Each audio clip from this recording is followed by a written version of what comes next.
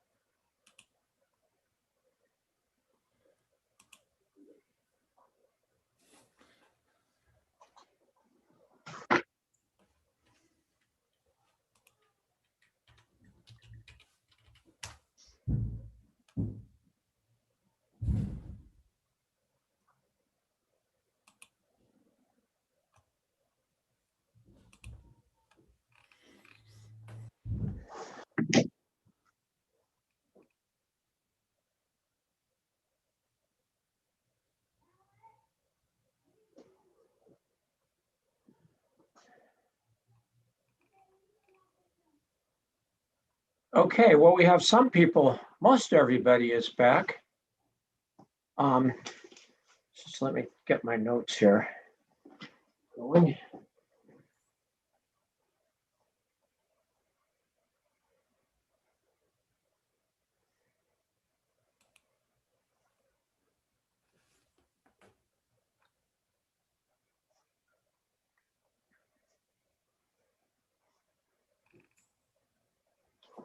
Okay, so Miss Cochran, I see you here. Can you go on video and off mute?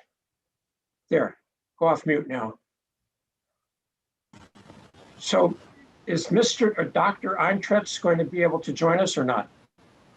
No, it does not look like he will be able to, unfortunately. Okay, well, we will definitely still accept his written policy statement. So I'm sorry we couldn't get him in, but you could see we weren't quite ready at noon. We had to wrap up this morning. So I'm going to go then back to Garberville. Oh, first of all, I want to report that my staff has moved all of the files from our previous folder where we didn't know whose they were into the various parties exhibit folders and given them exhibit numbers. So if you go to the AHO-FTP page, you should be able to see all of the exhibits. And, of course, most important for each of you is see the exhibits in your folder, and you can see how we've posted them and numbered those. So with that, and also we did receive from Ms. Short by email the agenda package for the April 27, 2021 GSD meeting, and we have uploaded that and saved it in the AHO-FTP folder as exhibit GSD 14. So thank you, Ms. Short, for sending that to us. That's nice to have that in the record. So we will have that there. So as far as the wrapping up before we move on to the other parties, Ms. Short, my staff, far more talented than I am, did look at Table 9 from Appendix D of the 2016 EIR and added up the numbers, and they confirmed that the numbers for the non-potable water use for the projected future equaled the 679,828 gallons per year number. Were you able to do that during the lunch break as well? You have to go off mute to tell us. This is almost too much technology for me. I got as far as printing it out, and then I got to looking at the Pacific Watershed report that Ed had referred to make sure there wasn't anything in there related to potable water. So I didn't actually add them up. Okay. Well, if we need to, we can circle back. But if the numbers add up, then we can be pretty darn sure that that's how whoever prepared the addendum for LAFCO, the 2019 addendum for LAFCO, we can be pretty sure that's how they got those numbers, or that total number. So We'll let you know if we have any follow-up, but it looks like we're good on that. So Okay, that sounds good. the next thing we want to do is handle exhibits. And we have both the CEQA series of exhibits and the GSD exhibits. So I think, let me just double check here. Again, bear with me, I'm going to my other screen. It looks like we have exhibits CEQA 1 through 22. And Ms. Short has explained why those should be in the record. And I certainly agree that they all should be in the record, particularly if they were in the Division of Water Rights record to begin with. So, because as a CEQA responsible agency, the State Water Board needs to confirm that there has been CEQA compliance. So, does anybody have any objection to exhibit CEQA 1 through CEQA 22 being admitted into evidence for this hearing? Okay, hearing none, we will admit those exhibits into evidence. Now, for the GSD exhibits, we originally had GSD 1 through 13. Let me shift over to those here. And then we have added exhibit GSD 14, which, as I recall it came in from cross-examination by Mr. Voice of Ms. Short. But so in theory, maybe we should be labeling that as an EV exhibit, although since it's a GSD document, it's probably easier to have it this way. It doesn't really have any particular legal significance as to whose exhibit it's marked as, but I do like having it in the record.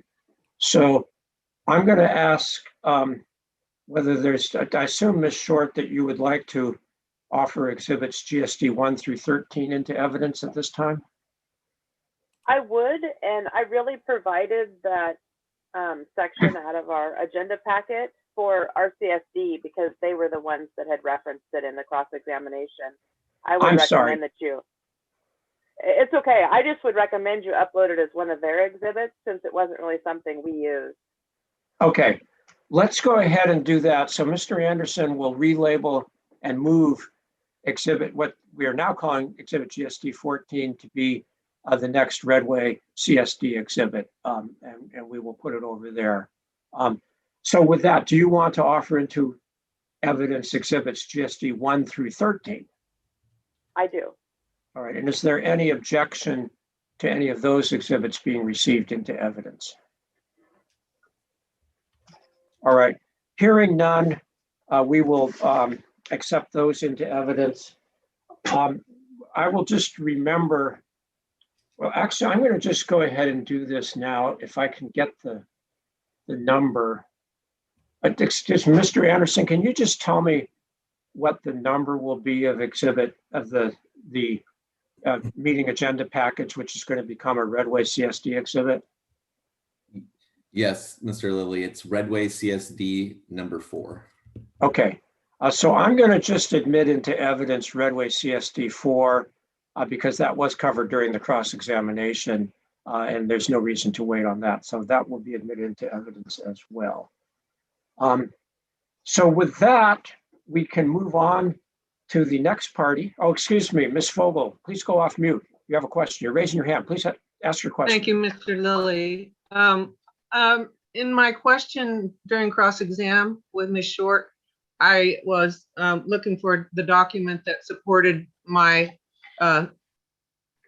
wish to know whether the research that shows the historical list of why the water connection to the park is not a historical. There is no historical. It's a connection, and it's a 5-page, 1.8 megabyte letter from GSD to the park board on October 22nd, 2013.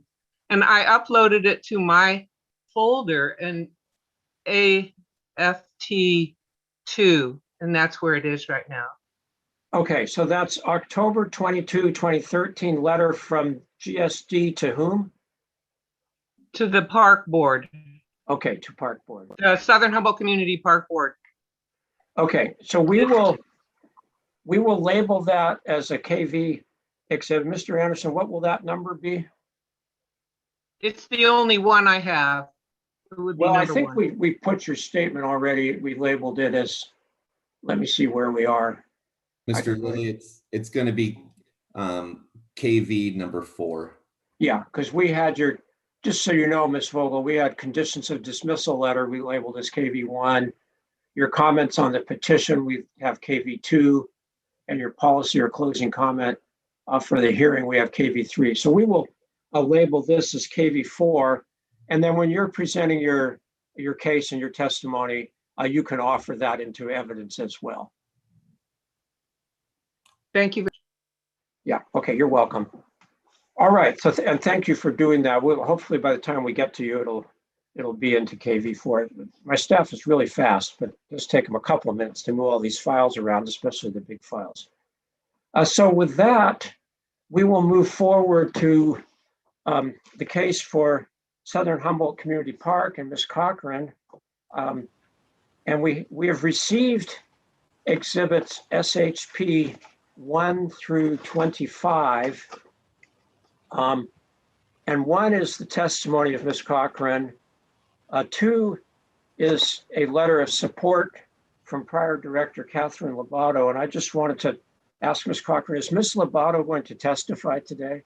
She is not, no. Okay. And then the others, exhibits SHCP 3 through 23, are all letters of support by different people. And I assume, please correct me if I'm wrong, Ms. Cochran, none of those people are going to testify today. Is that correct? That's correct. Okay. So what we will do is, they certainly are worthy of consideration. I will admit those all as policy statements. Since they're not, obviously they're not testifying under oath and nobody can cross-examine them. So I cannot treat them as testimony.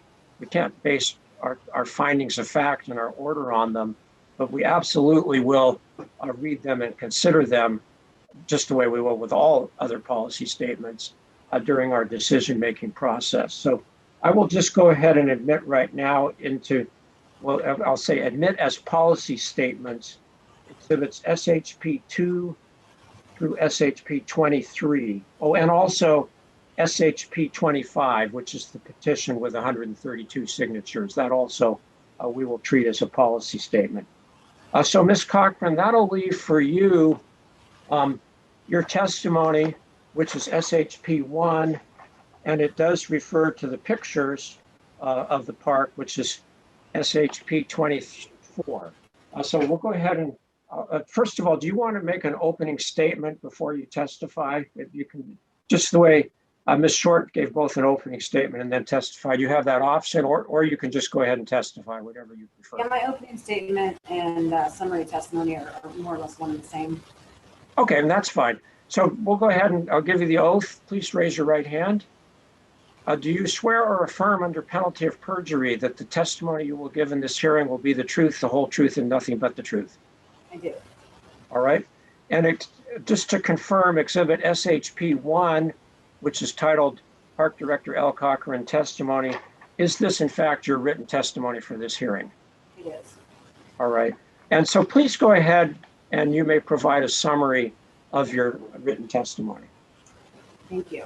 So my testimony was provided primarily with the intention of, informing interested parties a little bit about the park, some of its history, hurdles that they've overcome, to speak a little bit to the hardship that lacking potable water causes for tenants and the public here at the park, as well as to point out some of the public benefits and to take note of the outpouring of community support through those letters of support.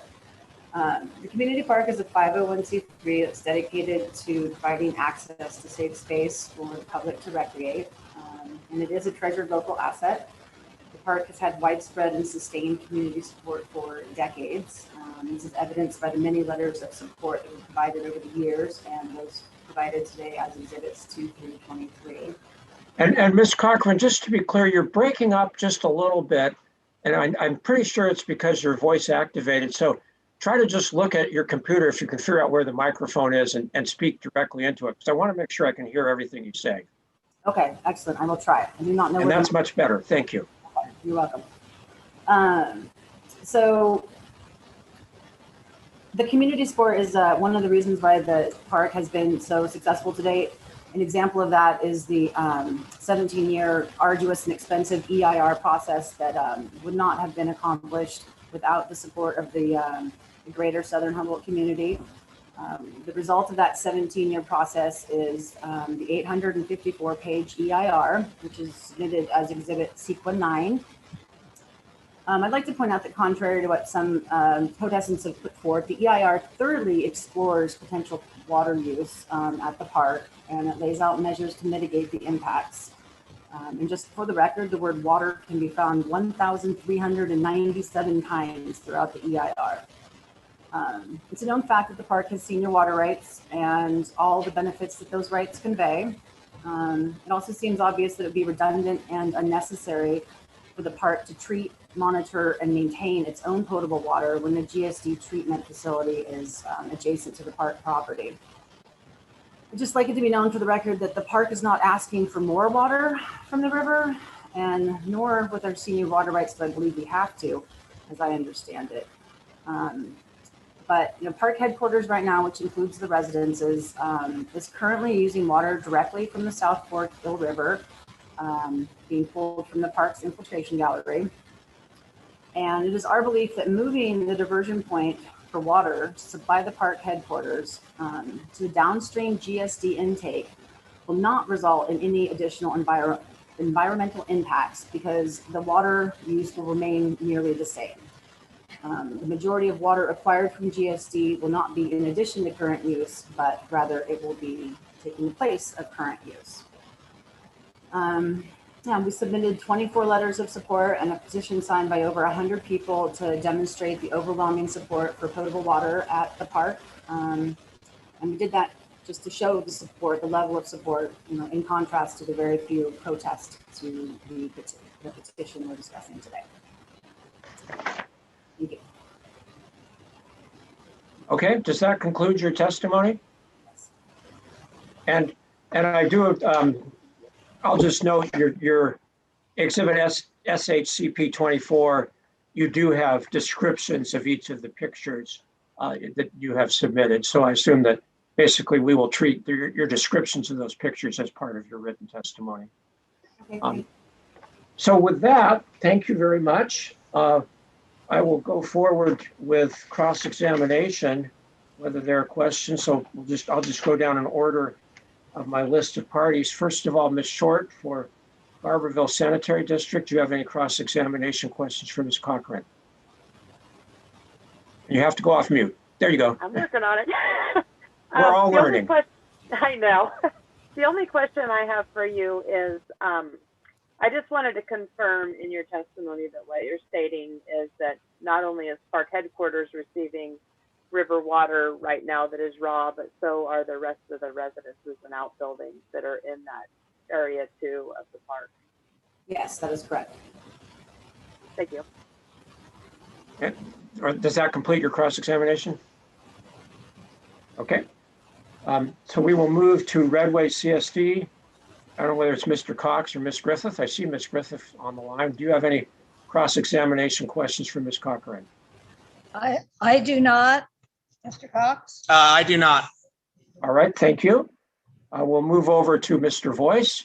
Mr. Voice, please go off mute. And then do you have cross-examination questions for Ms. Cochran? Yes. All right, please proceed. And remember, form of questions is what we want. In the last statement you made to Jenny Short, I think you said that the new park office is getting water from the South Fork Hill River? All of the existing structures at park headquarters are getting water from the South Fork, yes. Does that include the new park office?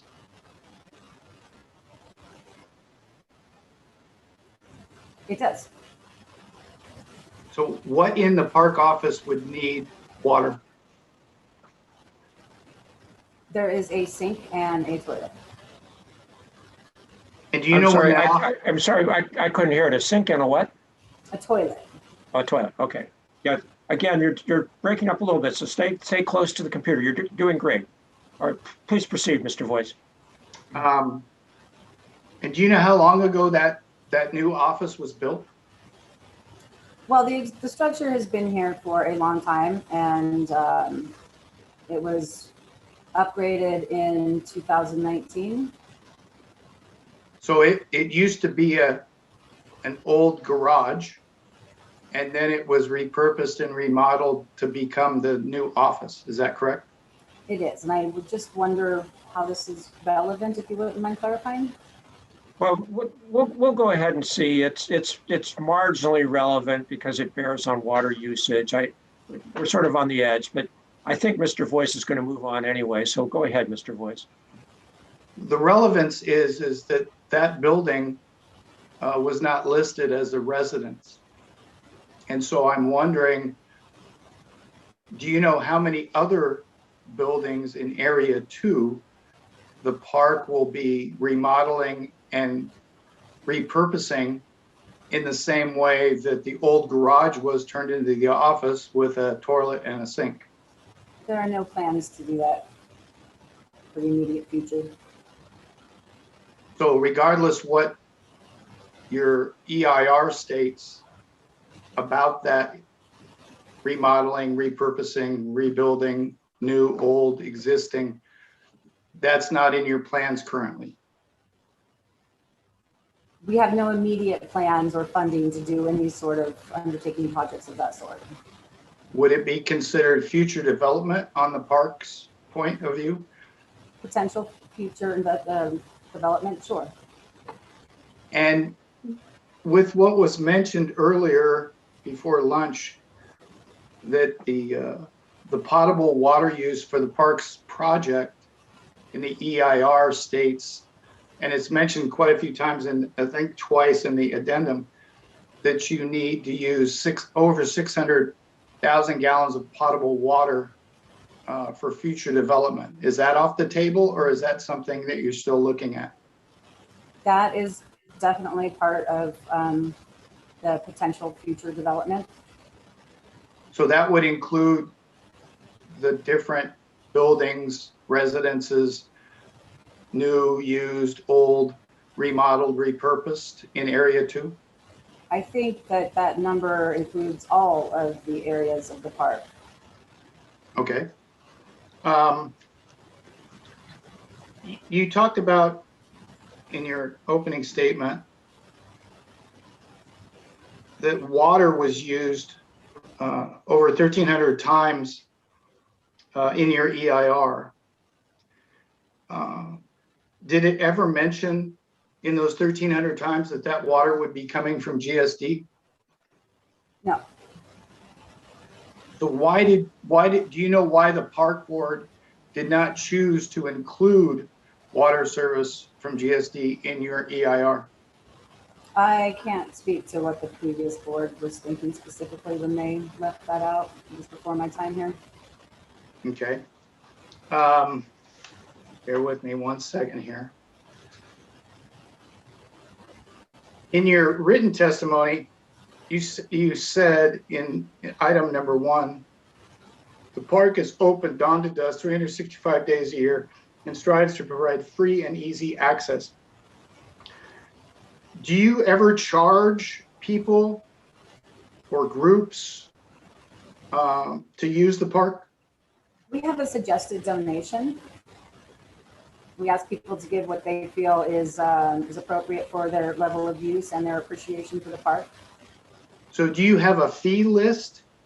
We have a suggested donation list, but I wouldn't call it a fee list. So if somebody wanted to have a birthday party that was 20 people at Tooby Park, they don't have to worry about being charged. No, maybe there's no way to enforce that either. People use the park and they come and go. There's nobody over there to enforce that. And many people do use it without any sort of contribution. Many people call the park and they ask if they can reserve or if it would be all right. And when they do, we let them know that we appreciate donations, but we do not charge a fee or. And the same in item 1, you said the park boasts a 6-acre organic farm and farm stand, a 9-hole disc golf course, and then also a skate ramp, a labyrinth. Are those owned and operated by the park board, or are they leased out to private individuals? They are not owned and operated by the park per se, and they're also not leased out.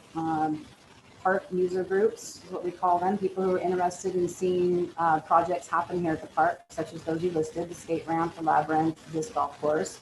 They come to the park with a proposal and funding, and we figure out how to implement their projects, and we enter into memorandums of understanding about, caretaking and such, but there's no lease agreements usually.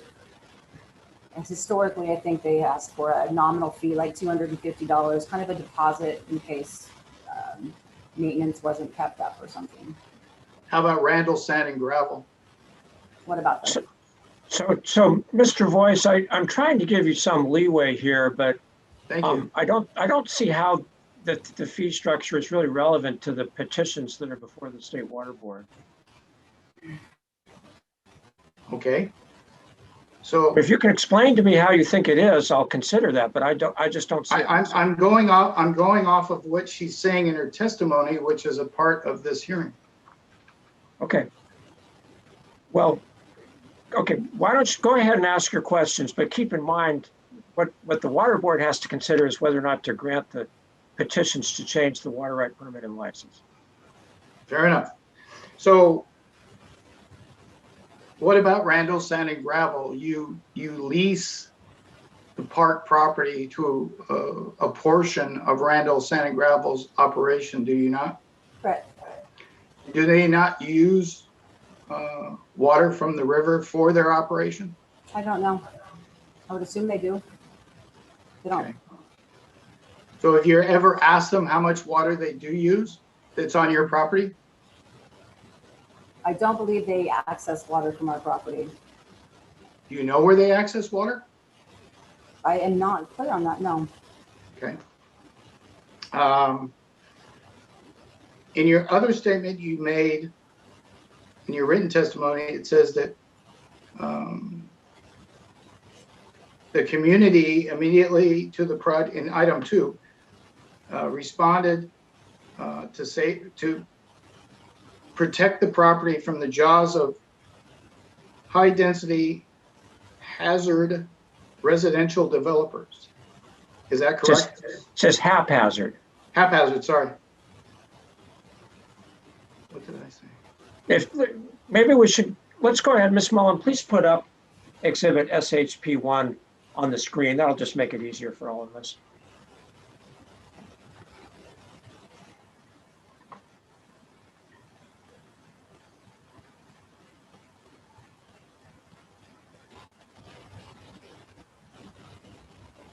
And then just scroll down to paragraph 2.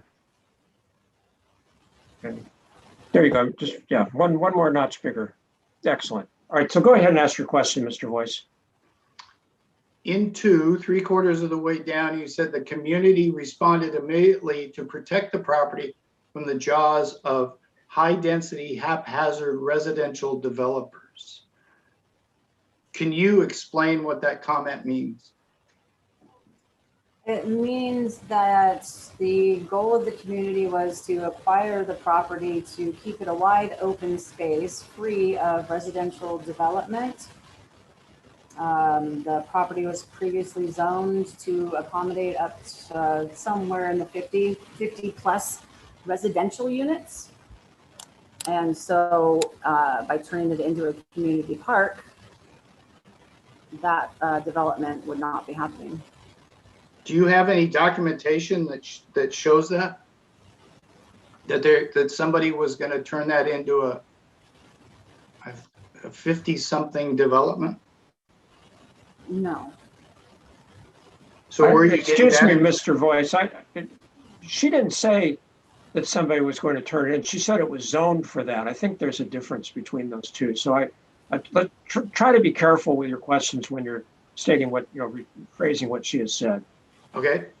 Well, the property was owned AE, agriculture exclusive. It was never changed to housing development. So that's why I'm asking her that question. Okay, well, and if you disagree with her testimony, when you testify, you certainly can explain that. Okay. Back in 2001 or 2002, did the park board express an interest in housing development on the park property? I believe so. Yes, that was historically contemplated. And in 2010, during the NOP for the park's EIR, there was a community meeting, public comment period that was held at the park down by the large barn. Do you recollect that? No, it's way before my time here. Okay. Well, in that NOP, the park had contemplated putting in housing down at the park. Do you recall that? I recall mention of a small apartment complex off to the side on the border of the property line as a way to create earned income to support the greater portion of the property remaining open for public use and recreational activities such as hiking, biking, horseback riding, etc.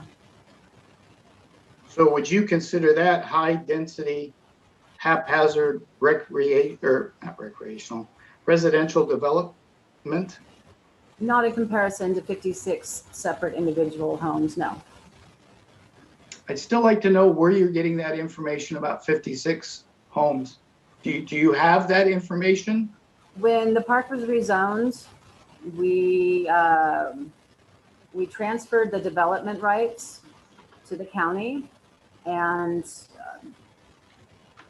the number of development rights that we transferred to the county was, like I said, I can't remember the exact number, it was 50 something. Okay. So how did you transfer these development rights from the park to the county? Through an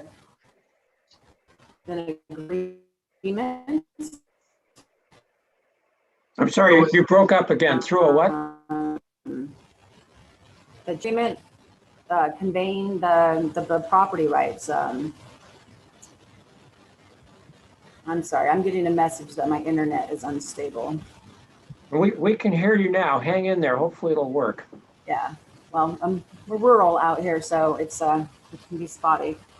There's a document that was created by the county and that the park signed that conveyed the development rights to the county, kind of banking them in a sense to sometime in the future if the community or the county ever creates its own transferable development program, at which point we might be able to sell those rights to some urban development project or something. So do you have a copy of that document that you conveyed all your development rights at the park to the county? I don't have it in front of me now, but I do have. Do you have a copy of it? In my possession, yes, I'm sure I do.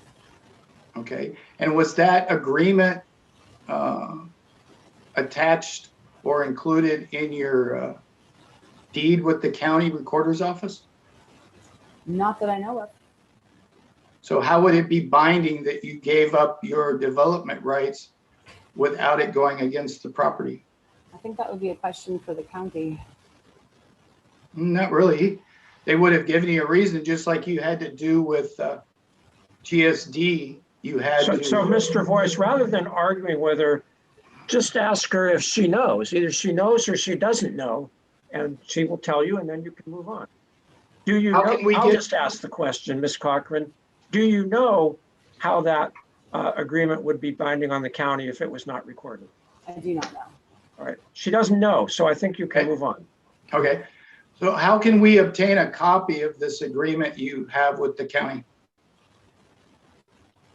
I could provide it for you, I'm sure. Could you upload it to the AOH website? I can. Okay, that would be great. Okay, we'll take a break at some point this afternoon and she can do that then. Thank you, Ms. Cochran. That would be helpful. We'll label it as an exhibit. Okay.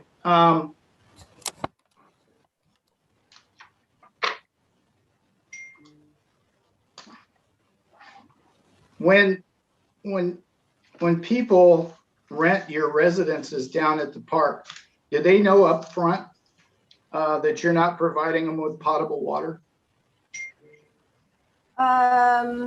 Yes, of course. And do you know how those people are getting potable water to those residents since GSD is not providing it? All potable water that they have at the residence, they have to bring in. And do you know how they bring that in? Bottles. Okay. Let's see. Bear with me again, 1 second.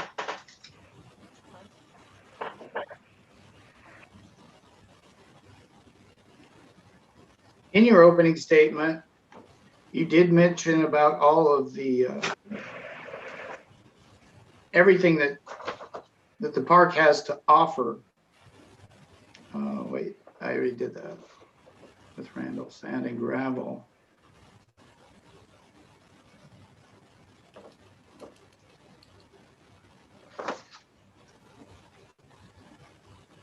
No, that's about all I got for right now. Oh, wait.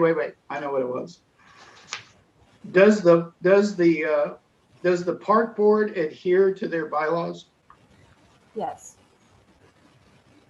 Do you know why you were the only one that signed the consent agreement, the annexation consent agreement with the Garberville Sanitary District? I don't know that there was a specific reason why I was the only one. No. Because if you do read your bylaws, it says that unless the park board has a resolution stating you would be the only one signing it, you're not supposed to be doing that. Okay, so Mr. Voice, don't argue. Instead, just ask her a question. And I think the question you want to ask is, did the park board of directors authorize her to sign the agreement?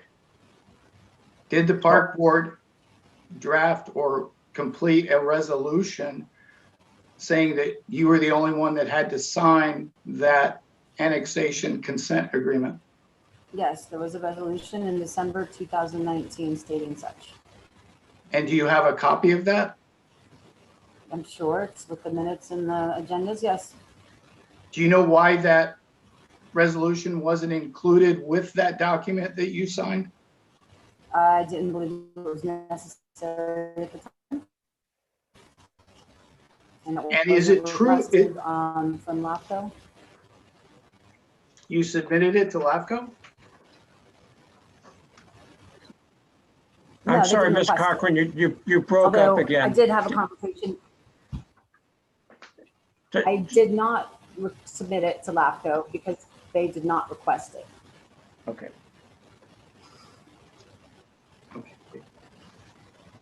And it says in there that the signee of that annexation consent agreement, it should only be signed if that person can transfer the property or sell the property. If you want to hold on a second, I can give you the exact wording. Unless you want to pull that up, Mr. Lilly.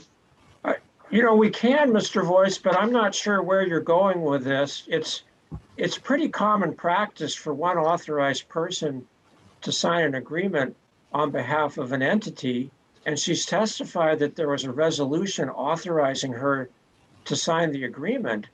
So by signing it, she was in effect signing it on behalf of the park. So I'm not sure where you're going with this line of questioning. Well, I'm going with this line of questioning because it's just not her signature only, but it also says that person who signs it is the only one that can deed that property or transfer that property or convey that property to someone else. And Okay, so what I suggest you do, Mr. Voice, this is a legal argument, which you certainly are entitled to make. And I think you can make that in your closing brief. You have all the evidence in the record. You have the agreement and you have her testimony that there was a resolution authorizing her to sign it. So if you believe that somehow, even though she had the resolution authorizing her to sign it and sign the agreement, that somehow that is not valid, you can make that argument in your closing brief, but I'm not sure that questioning her any further is going to get you any further information on this topic. okay, fair enough. How about the water service agreement with GSD? Only one person signed that, which was Ross Huber. Do you have a resolution authorizing him to sign anything like that? Yes. And so is there any way that you can also download those to the FPC? Is it FPC? FTP. FTP, sorry. Too many acronyms for me. Along with the other that I requested? Yes, I can upload the resolutions. Okay. And as far as water use is concerned, there have been a couple of comments made in various documents from GSD, from the park board, and also from LAFCO, that this is an insignificant amount of water. But you've also testified, as I was asking questions, that the amount of water you want to use for future uses is over 600,000 gallons a year. Do you consider that minimal? I think we're talking about the petition today that only relates to the 250,000 gallons. It only relates to what? The water fountains and the residential use. Uh-huh. It's not Okay, but- significant in comparison to, say, the 4.5 million gallons that the hospital is going to have with its new hookup. Right, but the hospital isn't basically filing a change petition, are they?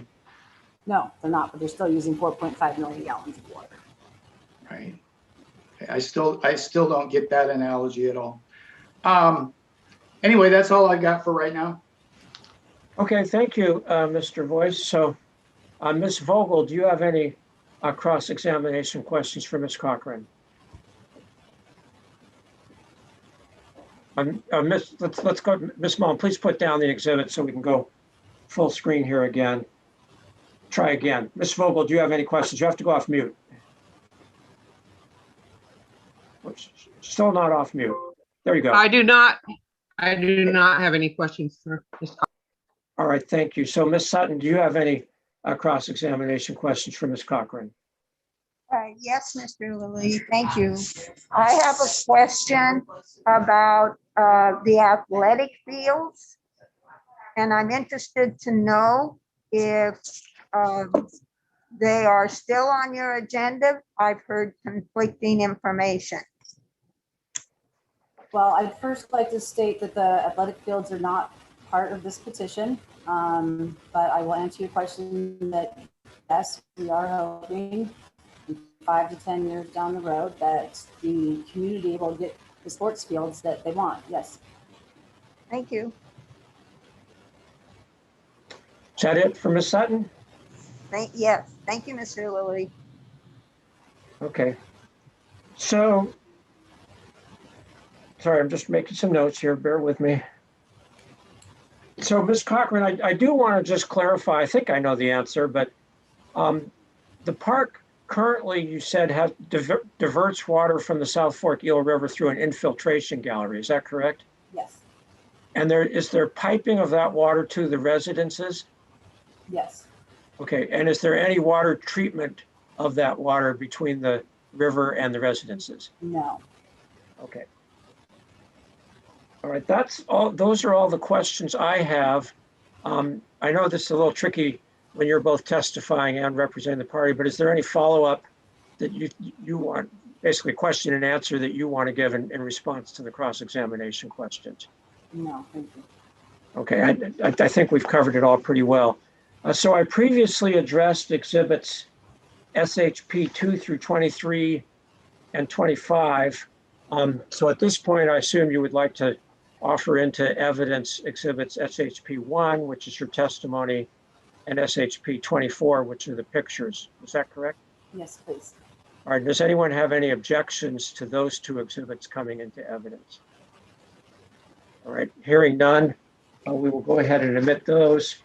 And then, Ms. Cochran, and I do appreciate your willingness to do this, but my notes are that you're going to try to locate and upload to our FTP2 site 3 documents.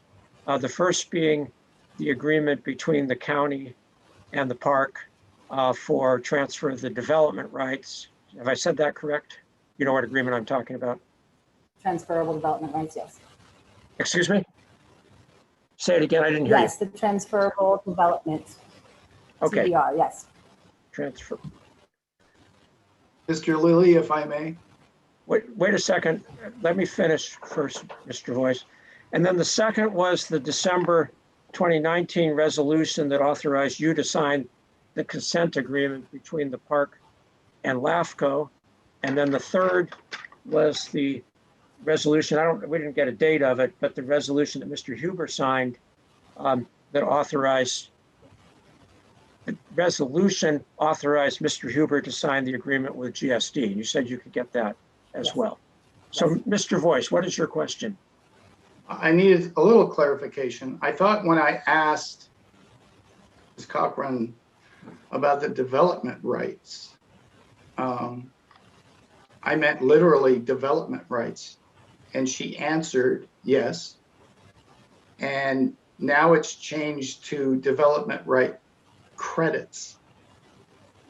Okay, well, I think the main thing she testified to was that there's an agreement. So if we get the agreement into the record, then we can all read it. And again, if you have any dispute with how she's characterized that agreement, that is something you can address in your closing arguments. But I think if we get the document into the record, that will then allow you to pursue your arguments to the extent you deem appropriate. Fair enough. All right.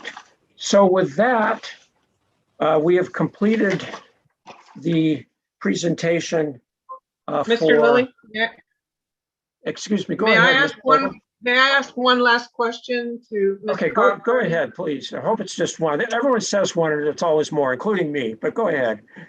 Thank you. This is for Ms. Ms. Cochran. Cochran, yes. Does the park have a meter for its riparian water intake gallery? Yes. Can you give me the date that it was installed? January 2020, there was one in there that was broken. And it was replaced January of last year or December 19, right around that time. So would this be the first year the park has been able to have a meter reading for how much of the river water comes into the park? Yes. Thank you. Okay, maybe I will, that prompts a follow-up question from me, Ms. Cochran. Please bear with us all. Does the park file a statement or supplemental statements of water diversion and use with the State Water Resources Control Board for its diversions from the river? We do. We have 3 diversion points and we file 3 reports every year. Yes. Okay. Okay, and do all 3 points of diversion, are they all used for water service on various parts of the park? Correct. Okay, thank you. All right, with that, are we done? Does anybody have any follow-up? I think we're done with Southern Humboldt Community Park. So thank you, Ms. Cochran. And we will proceed. And as I say, during our break, if you can upload those 3 exhibits, and then I'll tell you how we're going to label them, and we'll go forward. I think technically we should label them as EV exhibits since they were brought up during Mr. Voice's cross-examination. So we'll get the 3 numbers for those, and then we will process those after you've uploaded them to our FTP2 site and we've transferred them over to the FTP page. So we will take care of that. So with that, we're ready to move on to Redway Community Services District. And I think we can do this before we take a break. We will try to have a break this afternoon. Let me just, I'm going to go to my exhibit page because there were some updates on the exhibits. So, okay. So Mr. Cox or Ms. Griffith, we have labeled as Redway CSD 1 is Mr. Cox's letter. And then number 2 is what we call Humboldt Indy Eel River info, which I think is the flow data. Pretty sure it is. And then 3, it says exhibit for example. I better see what that is here. That is the That's the flow newspaper article. Oh, okay. That was probably that larger file that you were having trouble load. Okay, we've got it the other way around. I'm sorry. Our Redway CSD 2 is the newspaper article. Okay. Redway CSD 3 is the gauge of the South Fork Eel River flows. And then Redway CSD 4 is the pages from the Board of Directors meeting agenda package that Ms. Short testified to. We put I'm trying to remember, was that a response to questions from you, Ms. Griffith? I think it was. Yes. Okay, so that one you don't need to handle. So for today, Mr. Cox, or do you want to make or Ms. Griffith, does either one of you want to make an opening statement before we have testimony? Yeah, I'll just make a statement. I'll just read my letter real quick. Okay, wait. Go ahead. Wait, time out. Sorry. If you're going to read your letter, that effectively is your testimony. Right. So it's better to give it as testimony after you take the oath, and then you will be subject to cross-examination on that. So let's Okay. go ahead and do that. Please raise your right hand. Do you swear or affirm under penalty of perjury that the testimony you're going to give in this hearing will be the truth, the whole truth, and nothing but the truth? Yes. Thank you. All right. So is exhibit Redway CSD 1, which is a letter from you to the State Water Resources Control Board dated June 2, 2021. Is that your written testimony for this hearing? Yes, it is. All right. You may please go ahead and summarize your written testimony then. And as necessary, please feel free to refer to your other 2 exhibits, the article and the gauge data. Sure. The gauge Okay. graphs. Yeah, in summary, the Redway Community Service District has historically faced operational issues during the summer months here in southern Humboldt. On June 2nd, 2021, the South Fork of the Eel River was currently at 78.8 cubic feet per second. These flows are recorded and monitored by the USGS. The reason the Redway CSD surface water treatment plant faces these operational issues during these low flows in summer months is because of slower recharge to our infiltration gallery. When these flows occur, we must throttle back discharge flows, leaving the water plant to storage. This means our equipment must run for longer periods of time, which can hinder us from keeping up with general demand of our water for our water ratepayers. As stated in previous letters sent to the AHO regarding GSD's water rights license and permit, we were already fearing severe drought, and here we are in a severe drought yet again. The South Fork of the Eel River is an already impaired watershed for water quality, sedimentation, as well as temperature. And on June 1st, 21, there was an article published in the Humboldt Independent, which is the other exhibit that we have on file. Okay, that's exhibit Redway CSD 2. Right. And it just, in the middle there, I'll just read this real quick. GSD states in the article, if you allow everyone to use water and there's more development and more houses, then there's going to be no more water. Our CSD believes that this Humboldt Community Park project would directly add to overdraft concerns of the South Fork of the Eel River. And that's the conclusion of my letter. Okay. So we will proceed with cross-examination. First of all, Ms. Short, do you have any questions for Mr. Cox? I do. And please look into your computer when you talk, so you're breaking up just a little bit so we can hear you. Okay. If I have trouble, I'll put my headphones on. Sometimes that makes it clear. Yeah, you're fine now. Go ahead. Okay. So, Mr. Cox, in your letter dated June 2nd, you provide anecdotal information related to the difficulties you have with your infrastructure to divert the daily demands for your customers. Because we don't experience the same operational issues with our plant, it seems like, to us that the difference is the infrastructure, not the river. And so what I'd like for you to explain is any factual evidence that you submitted or have from an engineer, a geologist, or a hydrologist, or any other professional that directly links your reported difficulties with your intake to the quality or the quantity of water that GSC diverts. I do not have that available from a hydrologist or an engineer. I just have our operational data. And do you have anything in it that actually provides a link to what GSC does as opposed to the actual infrastructure that you own? I'm sorry, can you repeat that? What I'd like to know is if anything in your, even in your operational information, if you actually have anything that directly relates to how much GSC is withdrawing as opposed to the infrastructure itself that you guys are operating. No. Okay. Are you aware that the park holds an unlimited riparian water right for their entire parcel that are senior to both GSDs and RCSDs? I am aware now. Okay. I know that feeling. We learn a lot during these hearings, Mr. Cox. You're not the only one. Yeah, and I would just like to add that I have been with the district for 10 months. So this is a fairly new. So I'm mostly read into it, but go ahead, Jenny. Yeah, no, that's okay. And in all honesty, I was shocked when I found that out in 2016 when I inquired with Kathy Bear in regards to the comments we were making on the EIR to find out that theirs was unlimited and senior to ours. So I understand where you're at with it. Okay. I know I reached out to your previous general manager and I tried to attend the board meetings. At the time it was during COVID, and so it was all by telephone, to try to kind of address the 3 protest dismissal conditions that RCSD had put together.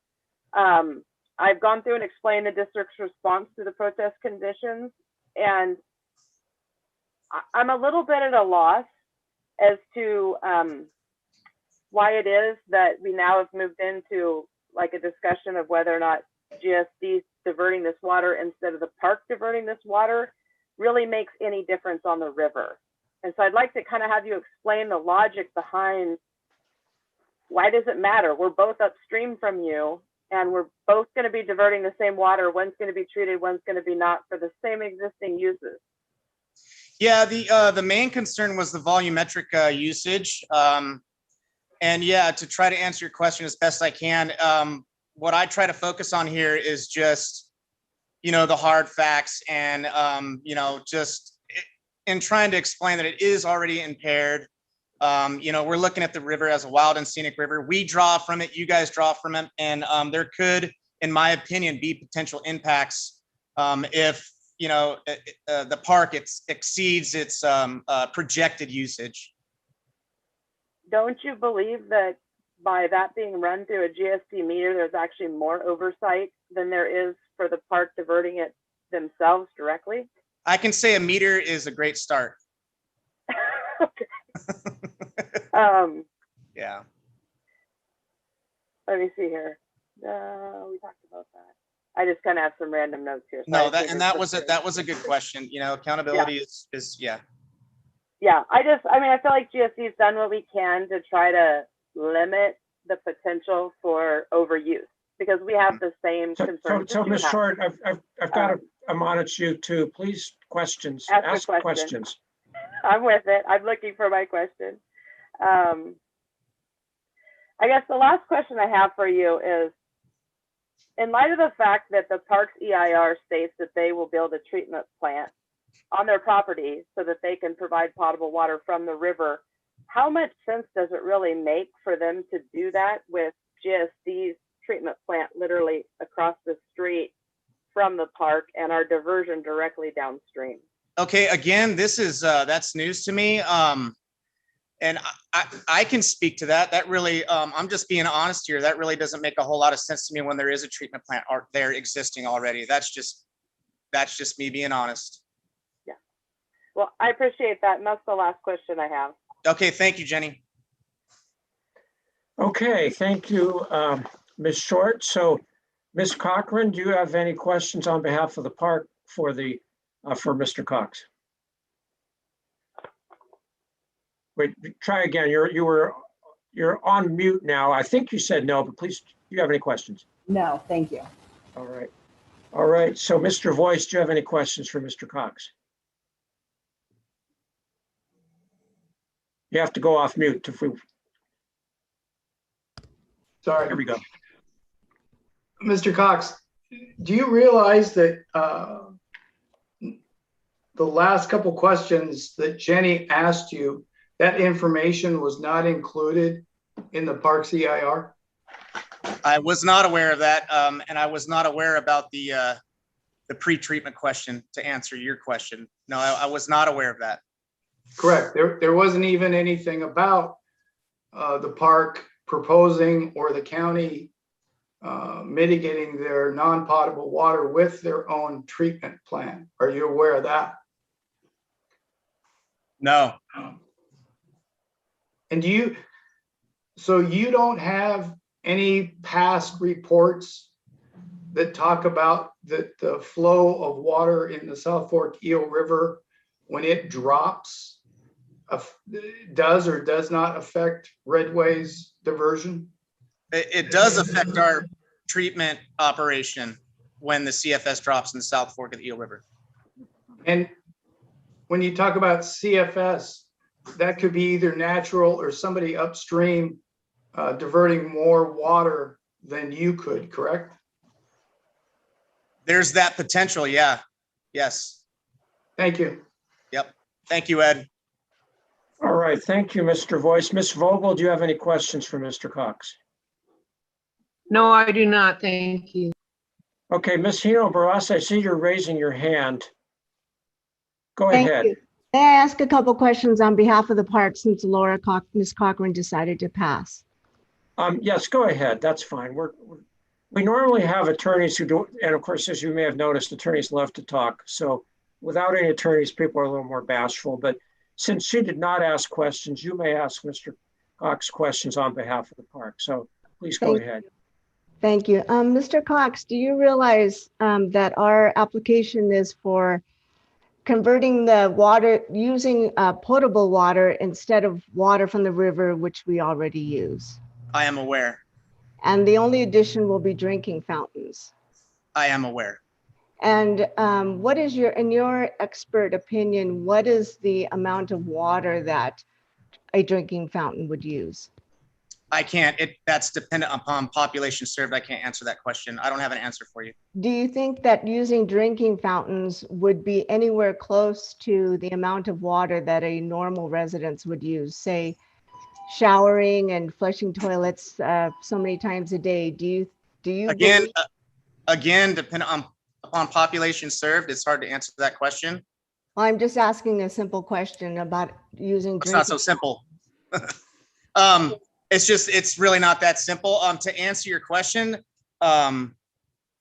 when it comes to certain drinking fountains, and in this particular instance, the lateral to the drinking fountain may require extended periods of flushing. So it could potentially use more than a household, that drinking fountain, to answer your question.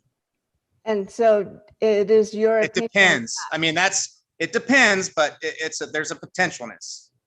Okay, and I want to know if you are aware there's a drinking fountain now in Garberville at the town square. Yes, I'm aware. And have you ever reached out to the people at the town square to get information about drinking fountains, maybe to help you understand what kind of impact? No, I have not, but that's a great suggestion. Thank you. Okay, great. And I would also like to ask you if you understand what it means to be a 501c3 in the state of California. Can you repeat that? I want to know if you understand the legalities and regulations imposed by the state of California when an organization is a 501c3. I'm not sure what a 501c3 is. I can speak to that. But Yeah. No, these are just questions for Mr. Cox, and if you don't know, that's fine. These are really legal questions, and if you don't know, just say you don't know, and we'll move on. I don't know. Okay, and my point being that we are a 501c3. We are not. Wait, Ms. Tino Barraza, questions, please. You have to ask questions. You can't Okay, thank testify you, here. Mr. Lilly. I appreciate the reminder.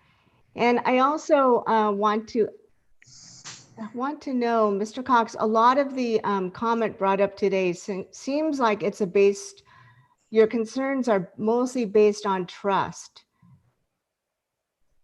Is that right? You do not trust the GSD agreement that has been signed by both entities and has been recorded with the county?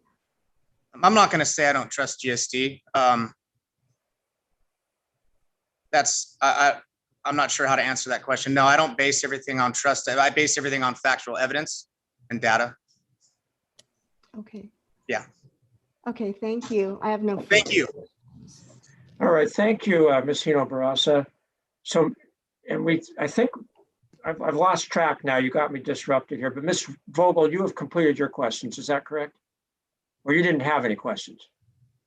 I do have one question. Oh, I'm sorry. About- If we hadn't gotten, I guess we hadn't gotten to you yet. It was Mr. Voice who had just finished. So Ms. Vogel, please go ahead. Thank you. This is for RCSD, for Mr. Yes, for Cox. Mr. Cox. Oh, I actually was, had a question pop in my head about water fountains, which as yet I have never seen a design of. I do not know what the water fountains will look like that are proposed for the park. And so the question between Ms. Barraza and Mr. Cox about how much water they can consume interested me enough to think, will these water fountains, what are they going to look like, and will they have spigots on them? Okay, and Mr. Cox may or may not know, just remember, he's with Redway Community Services District. He's not with the park. So Mr. Cox, if you know, you can testify. And if you don't know, please just say you don't know. I don't know. I'm sure they're going to use the most efficient fountains they can find. I do not know. Okay. All right. Go ahead, Ms. Thank Vogel. you. Any other questions? No, thank you. Okay, Mr. Emerson, I see you raised your hand, but let's first go on to Ms. Sutton. We'll kind of go in order and then we'll circle back to you. Ms. Sutton, you're technically an independent party, although you're also a director of Redway CSD, as I understand it. But do you have any questions for Mr. Cox? Well, I was trying to put a couple together because I think that's not a question, though. But It has to be questions. right. Cody, you know a lot about operations. Before you were operations manager profile. So how do you see the river being able to respond to all the various people using it?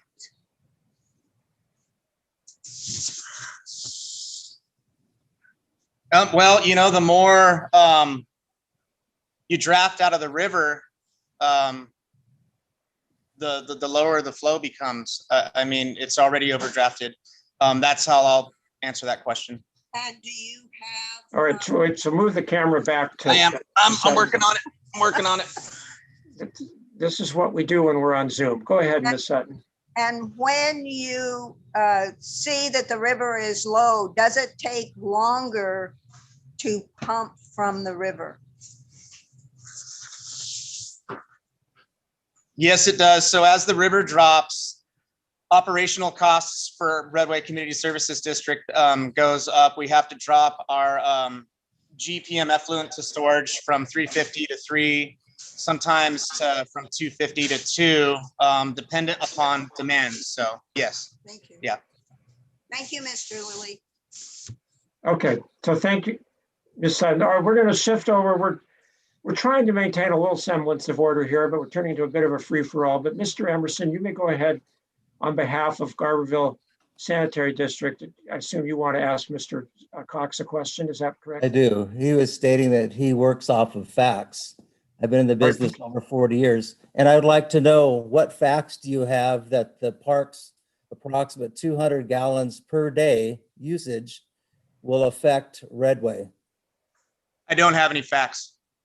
Are you, since you're concerned about the park using 200 gallons per day or 2,000 cubic feet per month, are you also trying to stop the new cannabis farms that are going in above the park and around?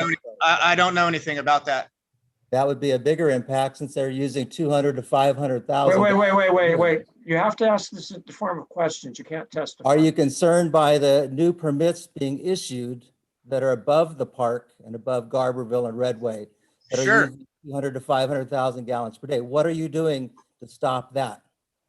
We're not in the middle of that right now. There's a lot of operational things we're dealing with here at Redway CSD. If you're concerned by the water usage of 200 gallons per day by the park, I would think that would be a primary concern, is it?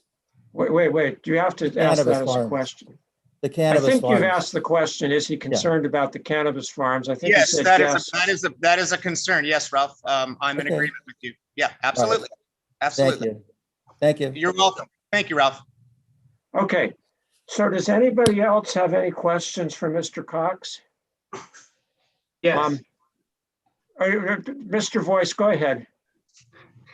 I just wanted to follow up with what Carolyn Hino Barasa had asked Mr. Cox.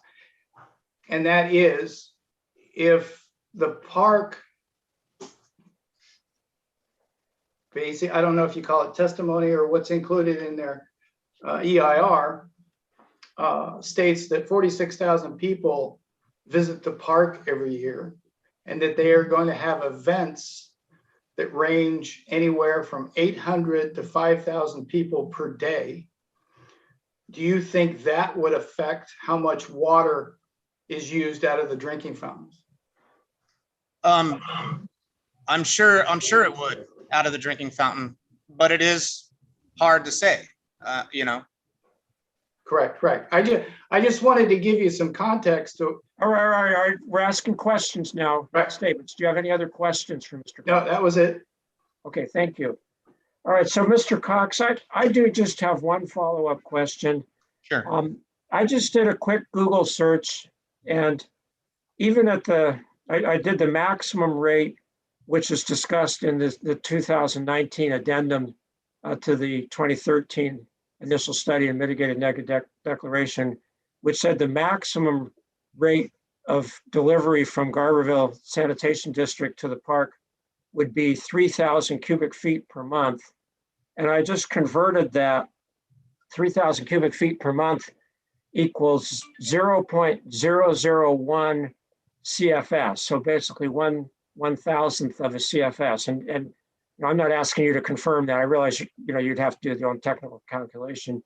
But if that's in fact correct, would a change in river flow of 1/1000th of a CFS be something that you could detect any impact from at the Redway CSD's intake from the river? That's small and minute of a percentage. No. Okay. All right, thank you. So I don't have any other questions for Mr. Cox. Let's hold. Linda's raising. Miss Sutton is raising her hand. Oh, okay. I couldn't see her because she's not on the camera. Okay, Ms. Sutton, do you have a follow-up question? I do have a follow-up question. Cody, do you think that we can ignore even small amounts because won't they be added into the overall accumulative effects of people drawing from the river? Yeah, it's all so they're estimated volumetric usage. The concern is just that if they exceed that and there's no enforcement and no liability. So I'm sorry. That this figure that you just gave, Mr. Lilly, the 1,000, It's CFS. comes together with, has to be included in amongst all the other diversions that are occurring. I'm not sure what you're asking. That Is we're that- trying to isolate one item. Are we trying to isolate one item from the overall picture? No, but there's, Well, all right. So I think the question, Mr. Cox, simply is, do you have to look at the cumulative impacts rather than just the impact of one diversion? Yes. All right, and that certainly makes sense. Yes. All yes. right. So are we now done with the questions for Mr. Cox? All right, let's go ahead and see, you have your testimony as Exhibit Redway CSD 1. The newspaper article is Redway CSD 2. The graph of the USGS flow data for the South Fork Eel River is Redway CSD 3. And I assume you want to offer all of those into evidence. Does anybody have any objections to those 3 exhibits coming into evidence? All right, hearing none, we will go ahead and admit those exhibits into evidence. We're going to take a short break now, and then we will proceed with Mr. Voice's direct case in chief. And while we are having the time off, I'm trying to remember, we're going to have the upload of those 3 files from Ms. Cochran, and we will process those. So let's take a 15-minute break. I have 2:35, so let's come back together at 2:50. You do not need to log off, but you can certainly turn your camera off if you want. But let's come back at 2:50 to this same spot. Thank you.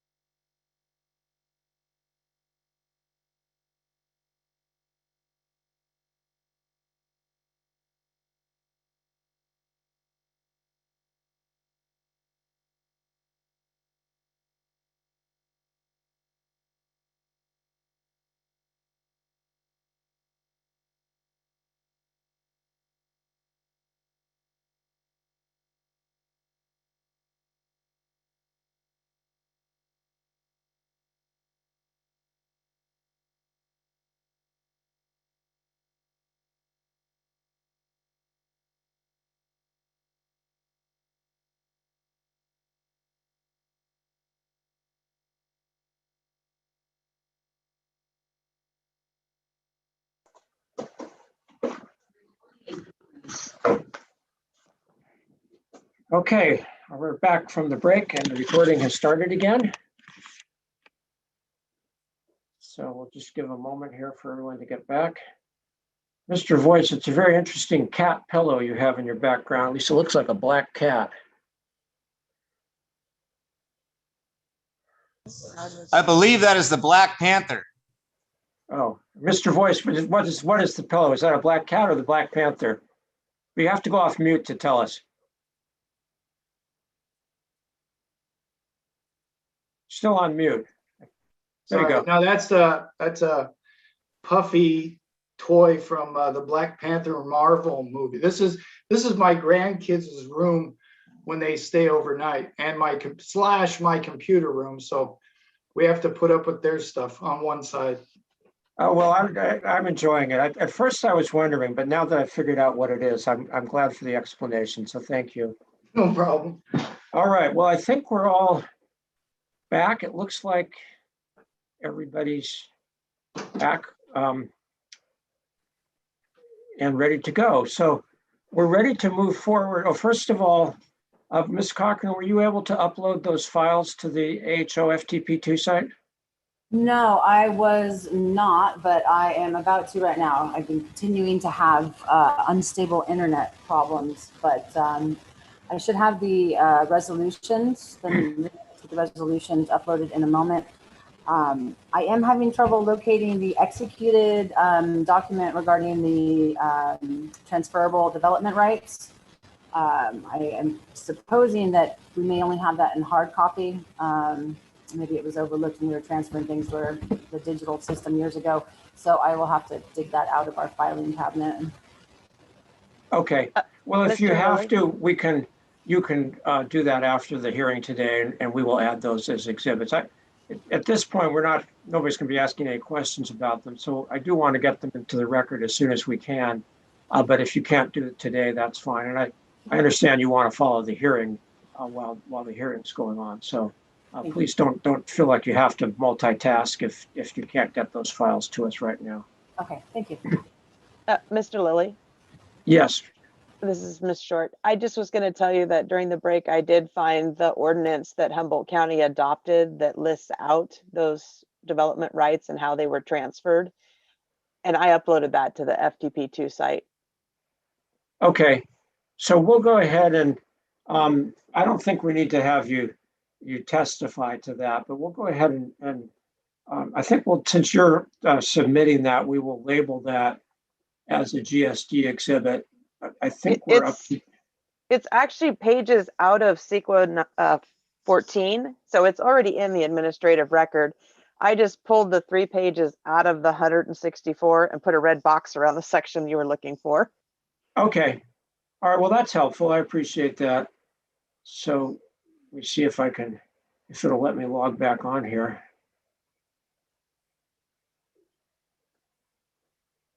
And with that explanation, I don't know that we have to formally admit it into evidence, but we'll have it for reference, and Mr. Anderson, please label that as GSD 14 with that explanation. Thank you, Ms. Short.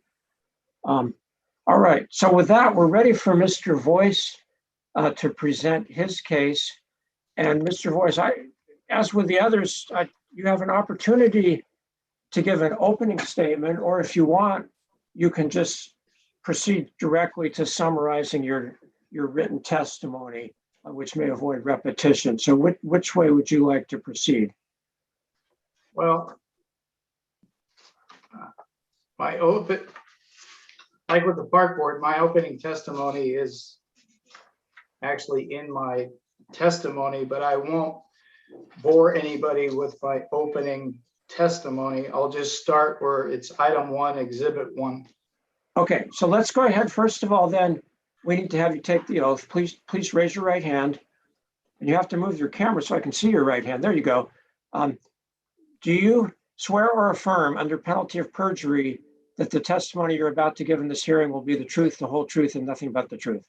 I do. All right. So, and then just by way of exhibits, hang on just a second here. I've got to click around here.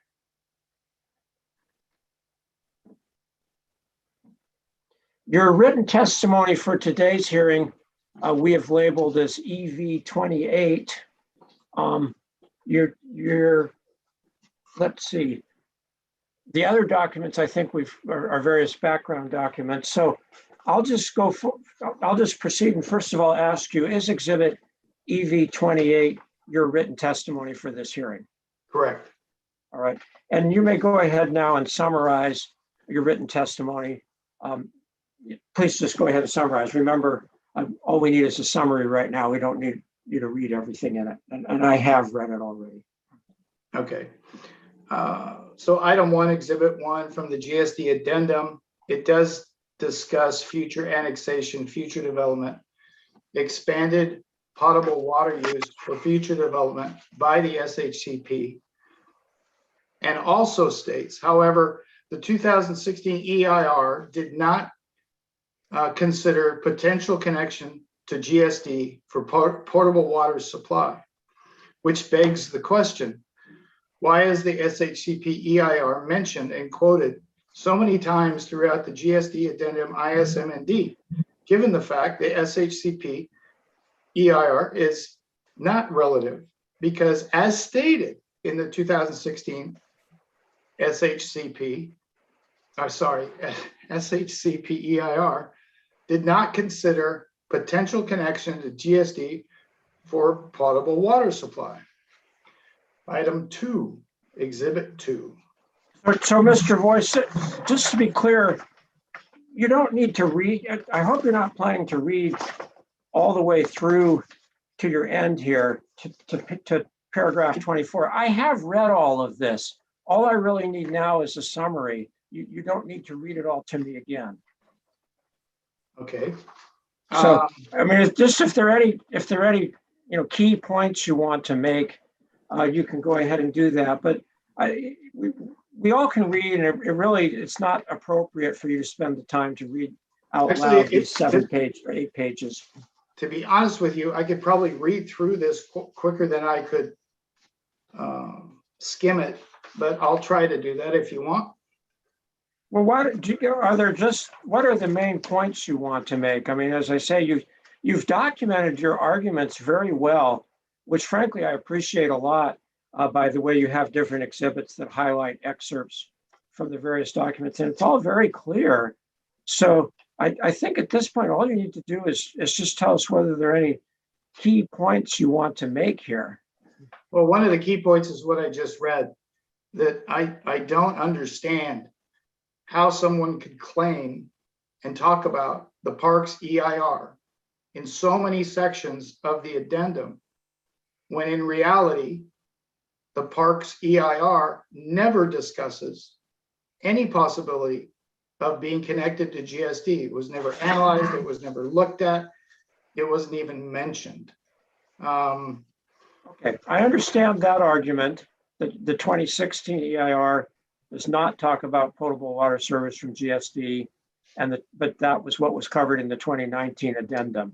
And also one of the key points I'm trying to get across is that 2,000 cubic feet per month is not the restriction or the limitation. That it is stated that it's more than 3,000 cubic feet a month. That's one of the high points to this. Yeah, I do see that at the bottom of page 2 in your paragraph 3, that it says not more than 3,000 cubic feet per month. Okay. One thing I do want to get across, which is my item 4, exhibit 4 and 5, is the emails back and forth between Ralph Emerson and Jenny Short, scheming how they can bypass the 3/4 inch connection to a 2-inch connection. And this was all done outside of public meetings. No one knew about this. I happened to just look into it when I did a PRA request. So okay, and I have read that I have read their emails, which you have submitted as exhibits 4 and 5. Okay. Again, I have to touch base about this cumulative impacts analysis. It was not considered cumulative because, as they state, they had no clue, GSD had no clue how much water the park was going to use and how much future development they had planned until after the EIR was done. So I still am at a loss of why they claim in 2013 the cumulative effects were included in the current 2019 addendum when they weren't. Also, too, the language used between the water service agreement and GSD resolution 1902 is different. One basically says the meter will be shut off if the usage is more than 1.5 times 3,000 cubic feet per month.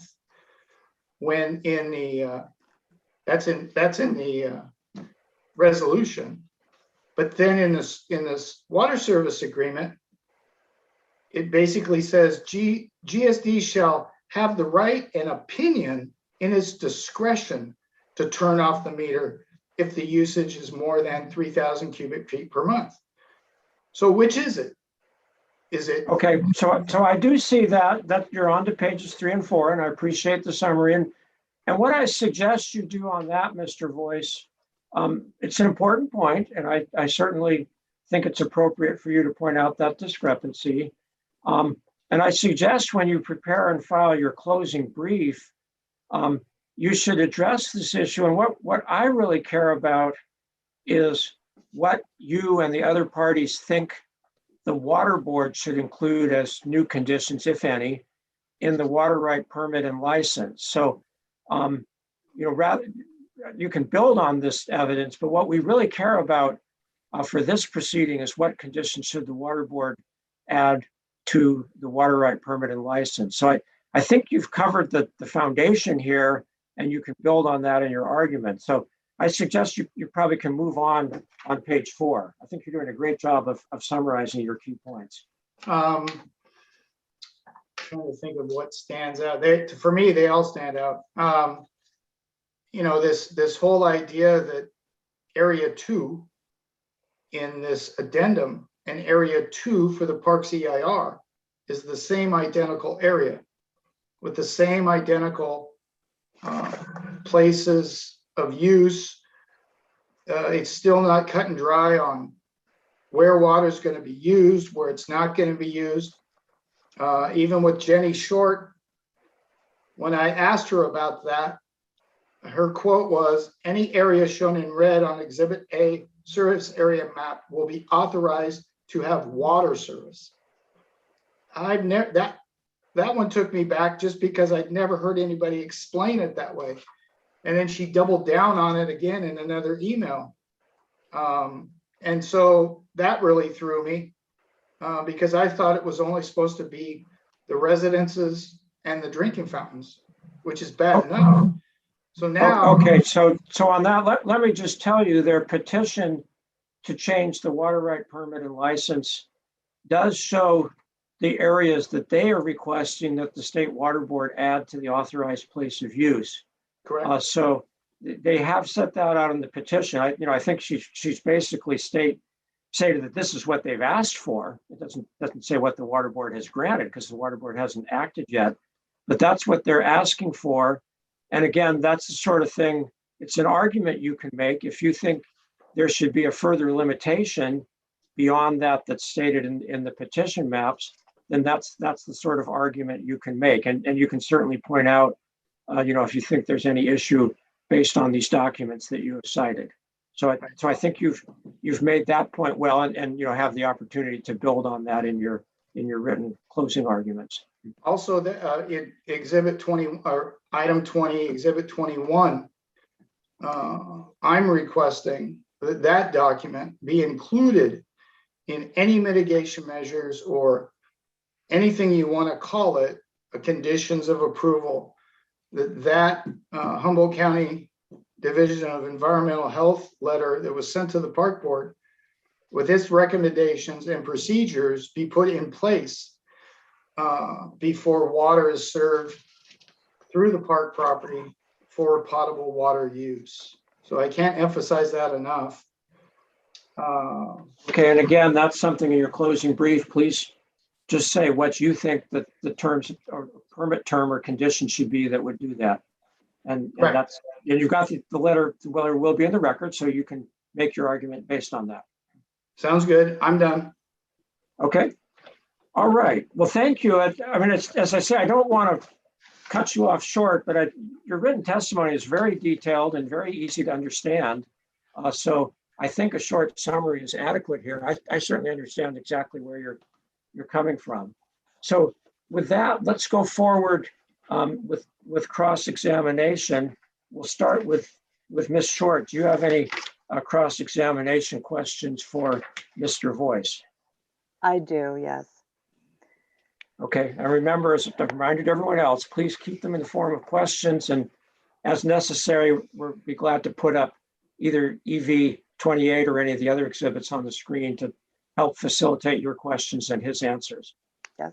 I just have a little bit of a sentence that goes with each question so that you can tell what portion of his testimony I'm referring to. Okay, we'll try to keep the sentences short and focus on the questions. They are, yeah. So in his testimony, in Mr. Voice's testimony, items 1, 2, 3, 5, 6, and the conclusion mainly seem to be related to the numerous secret documents that contain the extensive analysis for this project. You state that you do not think the 3 existing secret documents were sufficient. I'd like for you to describe what you would consider to be a sufficient document and list exactly what the differences would be from what already exists. Are you talking about the parks EIR or the addendum? I'm talking about all of the CEQA that's been done related to the analysis of water being utilized on the park. So, and maybe I can help out Mr. Voice here. There are 3 CEQA documents in the record. There's the 2013 initial study and mitigated net declaration. There's the 2016 EIR, and then there's the 2019 addendum. So are those the 3 documents you're referring to, Ms. Short? That's correct. All right, so I think her question, Mr. Voice, is you have definitely criticized those documents as being inadequate. So Correct. what do you think would be an adequate CEQA document? What more should be done besides what's in those 3 documents? Well, actually, it's in my closing testimony. Okay, tell us where. In conclusion, last page. Okay, and why don't we go ahead and put that up on the screen? Ms. Mullen, please put up EV 28 and go to page 8. I think that'll help you if we have it up on the screen.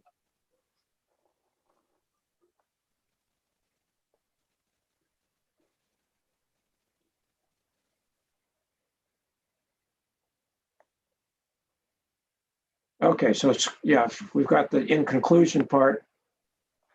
So go ahead, if that helps you, Mr. Voice, you can Oh, either it read doesn't that help or me. That summarize. pretty much says it all. Okay, why don't you just go ahead and read that? You know, I'd ask you not to read all 8 pages, but I think if you read this paragraph, it might be helpful for your answer to Ms. Short's question.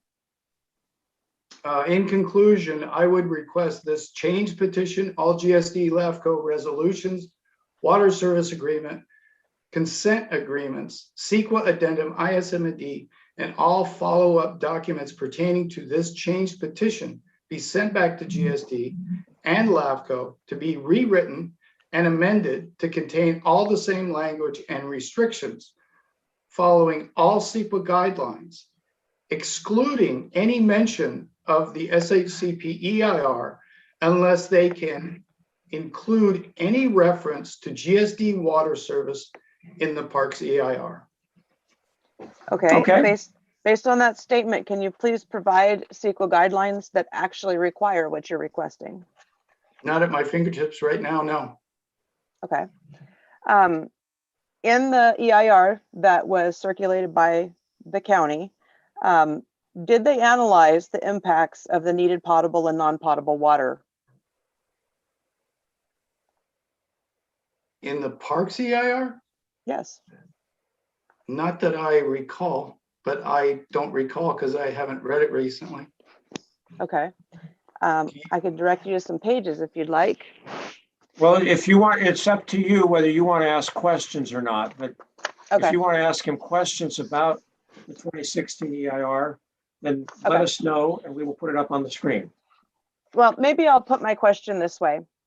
There's a whole section 4.17 in the EIR that's related directly to utilities and service systems, which goes into an in-depth discussion of potable and non-potable water sources and what the demands are going to be in conjunction with Appendix G, which we've already talked about some with Mrs. Metz. I'm a little confused as to how it is that you can say that there isn't any analysis in this EIR related to potable water service for the park, regardless of whether it's from GSD or another source, and its impacts on the property. The documents I mentioned in my conclusion are conclusions made from the park's EIR. And that doesn't include anything from GSD, which is a big part of what we're talking about.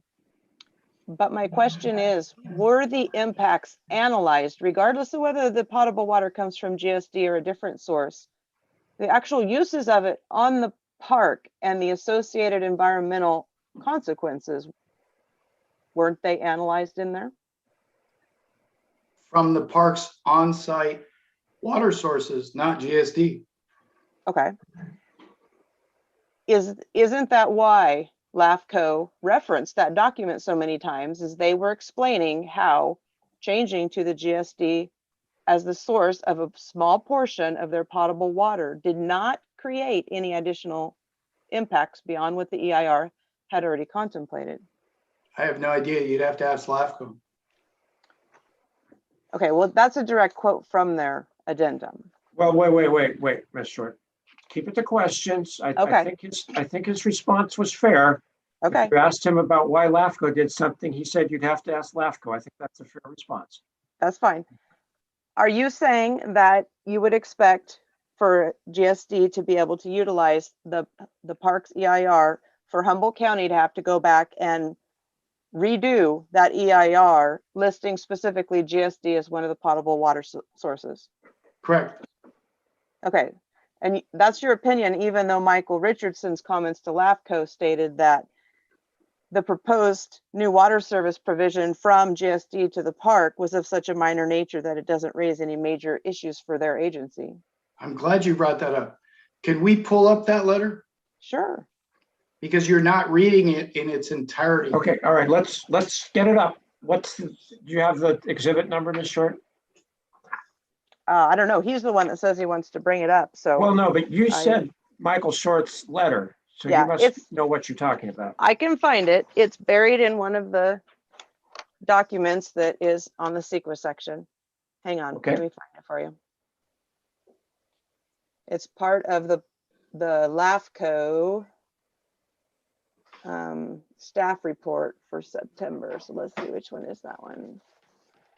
I think it's CEQA 19. Okay, that's LAFCO staff report for September 18, 2019, is CEQA 19. You think that's the one we want? It is, and I'm going to tell you what page number. Let me find it in here. Okay, well, Ms. Okay. Mullen she has to pull up exhibit CEQA 19. Okay. Anyway, while she's doing that, you can locate the page number. It's page 76 and 77. Okay, it's a good thing we didn't start looking on page 1. Yeah, Give her just a moment. We will that's get fine. exhibit CEQA 19 up on the screen. Okay. And the part I'm quoting from is on page 77.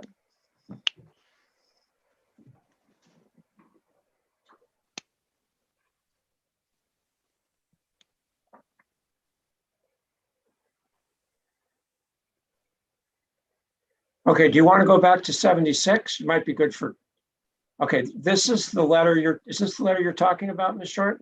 Yes, it is. All right, now what is your question to Mr. Voice about this letter? My question is, in light of the statement that's on the next page that Mr. Richards Okay, said, let's go to the next page. Let's split it up here. yeah, in the top. All right, read that. It's the one that starts with, if is my understanding. Correct. Although it's way too small on your screen for me to be able to read. All right, so- we'll make it bigger. Give us time. I know. I'll just do it on my computer.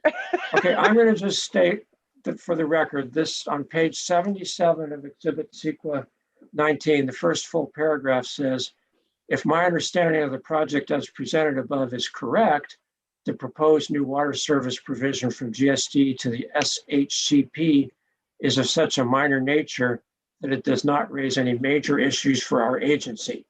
So that's what it says. So Ms. Short, what is your question to Mr. Voice?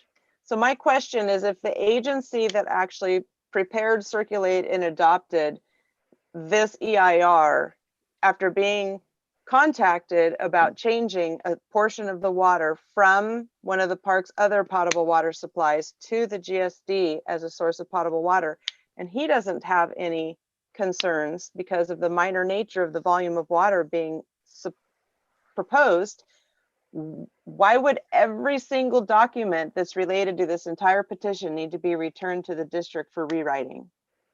Because nothing in the park's EIR talks about analyzing water from GSD. And you just said something about the park's potable water. The park had potable water? Okay, I know that you've read the EIR and that in the tables it clearly lists which of the supplies are considered potable. Okay, so ask a question here. Let's not get into arguing, please. Okay. I don't know. That wasn't really an answer to the question that I posed. He just asked his own question, so I'm not sure what to do with that. Go back up one page. Well, then yeah, go ahead and ask the question again, and if necessary, he can try to answer it again. That's fine. So Okay. Go ahead and I just want questions, please, not arguments. I'll try to rephrase it. In light of the fact that you're saying you don't have any CEQA guidelines that would stipulate that we would have to redo the EIR, and the county planning supervising planner that coordinated the parks project is saying that this is so minor, what basis are you suggesting that that GSD should have to have every environmental document rewritten so that in each one of them it refers directly to GSD as one of the potable water supplies? Because GSD was not analyzed in the park's EIR. And if you go back up to the next page, he explains what that process is. Okay. But was it not included in the addendum? Wasn't what included in the addendum? Wasn't GSD as a potable water supply for the park analyzed in the addendum that LAFCO prepared? Not with what I read. I read that it was analyzed through the cumulative effects in the 2013 annexation document, which when you read that, it is not. And where do you read that from? Because I don't see where it says that at all. That's because you have to refer back to what the page in the original 2013 annexation ISM&D that states what the cumulative effects are, and they don't exist because GSD did not know how much water the park would use or what future development plans they had. Did not the cumulative impact analysis include a clear stipulation that the same quantity of water that we're currently proposing to give to the park was also being proposed at that time? Not the cumulative effects, no. It was listed as part of the project description and everything that was analyzed for water in the document that you're talking about. So how was it not included? Because GSD was not named in the park's EIR, nor was it listed. I'm not asking about the park's EIR. You're talking about cumulative impacts in the 2013 ISM&D. And what I'm asking you is, did the ISM&D from 2013 not clearly lay out the conditions and the amount of water that the district was going to be supplying to the park once they completed their EIR? By clearly, what do you mean? In black and white words. So that wasn't a suggestion that was cast in stone? I'm not saying anything is cast in stone and can never be changed. What I'm asking you is, was the amount of water that the 2,000 cubic feet, was there a list in the initial study that laid out that the district had every intention of providing that water to them and they were analyzing it as part of their water demand analysis in the initial study mitigated negative declaration? I wouldn't no, I wouldn't say that.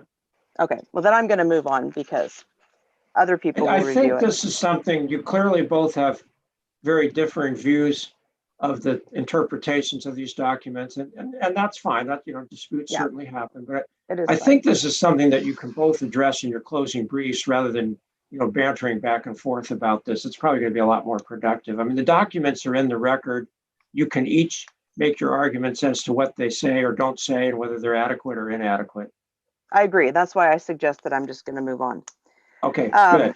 So I would like to bring up sequence 19, page 37. Okay, Ms. Mullen will do that.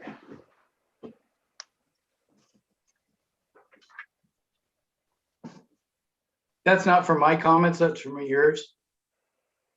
No, I'm gonna ask you a question from your comments based on this. Oh, okay. This is LAFCO staff report. Okay, this is sequence 19. Is that what you wanted? That's correct. Okay, we're So- at page 37. Is that what you wanted? Yep. Okay. In item number 4, you assert that I was part of some sort of a scheming that in regards to the 3/4 inch water meter that we have stated we will be setting for the park. I reviewed the altered email that you supplied as EV4 and found nowhere that I ever alluded to the park being serviced by anything other than a 3/4 inch meter.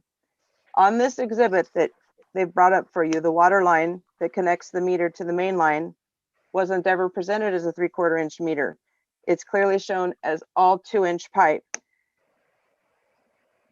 So what is your question? Here's how I'm getting to my question. So I would like for you to explain where the scheming by myself is in those emails. It's pretty blatant right there in the emails. Okay, that's not an answer to my question. Sorry, it is for me. I think that's the best answer he can give, Ms. Short. And, again, this is, at this point, you and he are arguing about the meanings of documents, which you can do, but it's going to be easier to do that in your closing arguments than arguing back and forth during the hearing. Okay, well, Mr. Lilly, I feel like he has asserted a personal attack on me, and he is now not willing to actually base it with information. And clearly what I submitted to LAFCO and was approved by them is not what he's saying was going on there. And so I take it a little personally that he's attacked and is unwilling to substantiate it. Well, you can make that argument in your closing brief.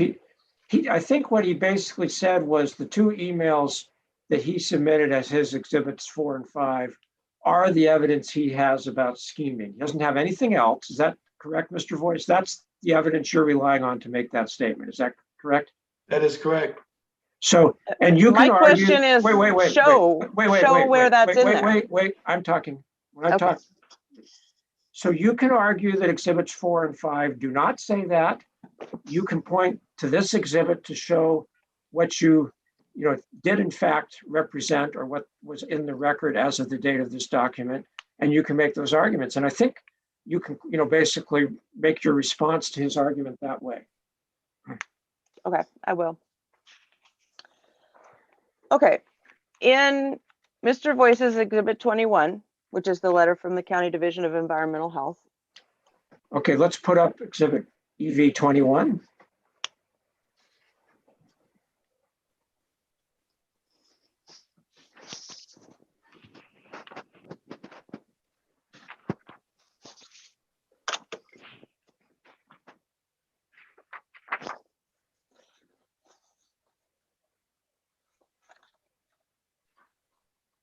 All right, which page would you like to go to in this exhibit?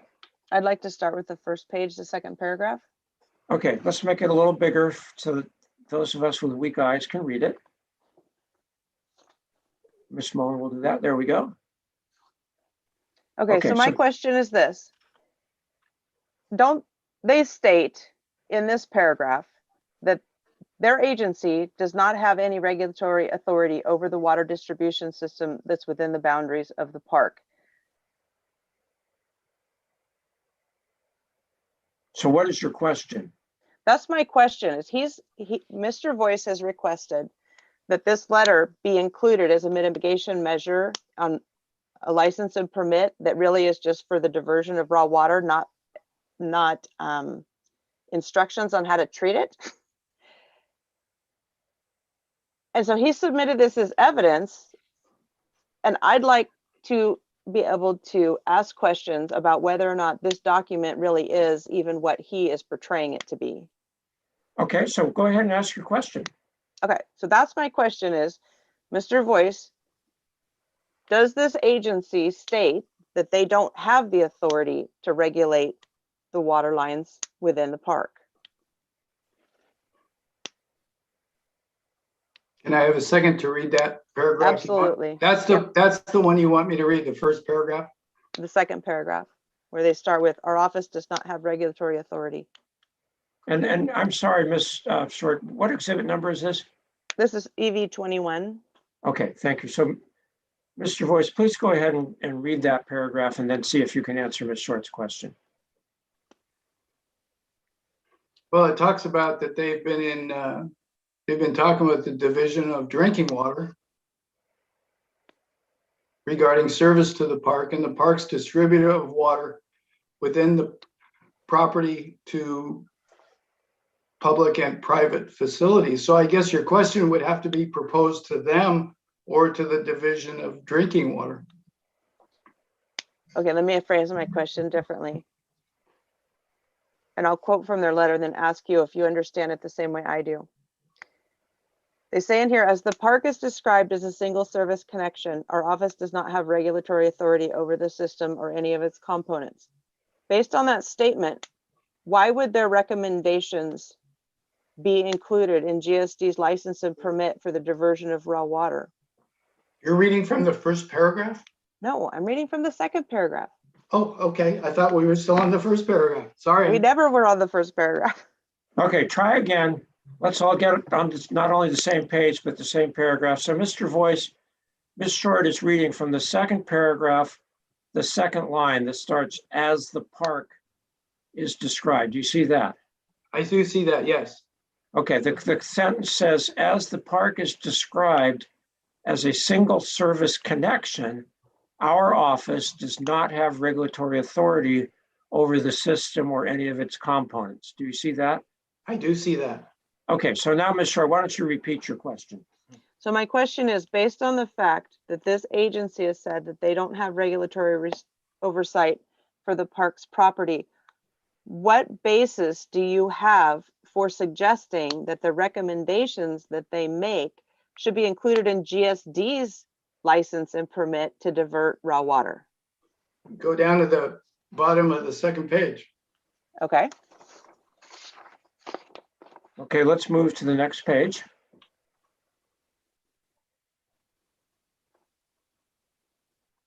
Okay, what sentence or Oh, I'm paragraph? sorry. I'm sorry. Is at the bottom of the first page and then through the second page.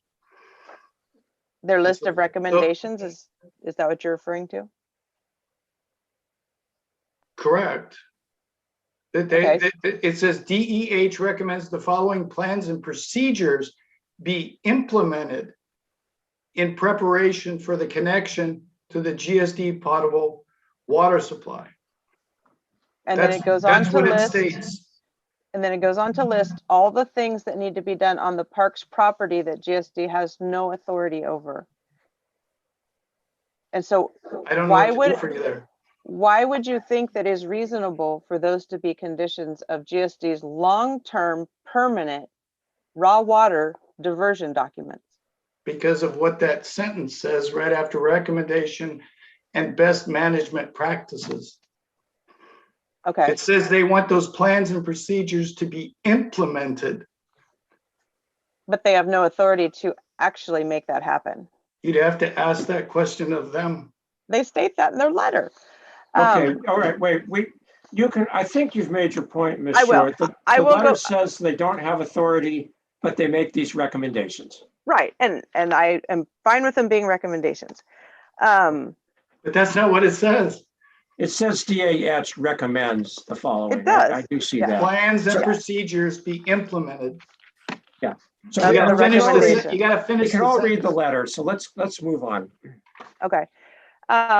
In your various communications with Barry Sutter and Ronin Lund at the Division of Drinking Water, have they advised you that they have no regulatory authority over the park's water infrastructure? I don't think that subject has come up. Okay, well, I'm not sure, Mr. Lilly, at this point. I mean, we've allowed all these other agencies to upload additional documents as this has proceeded. I do have copies of a series of emails between the Division of Drinking Water and Mr. Voice, and that specifically speak to the issue at hand as to what regulatory authority there is and whether or not the request to add these sorts of conditions to our permit is within the realm of what should even be considered. Okay, what I suggest is, that sounds like rebuttal evidence to me. Okay, And and we that's will fine. I get can to do it that that. way. So let's get to that. I think it's going to be better to offer that as rebuttal. It's hard, you know, it's hard for anybody to talk about documents that aren't in front of them. So, and when you get to that point, I don't know whether you even need to ask Mr. Voice questions about those or whether you just want to admit that or offer the emails into evidence. I mean, the main thing it sounds like is you want to get the documents in the record so that you can make arguments based on them. So let's see about where we are on that when we get to rebuttal evidence.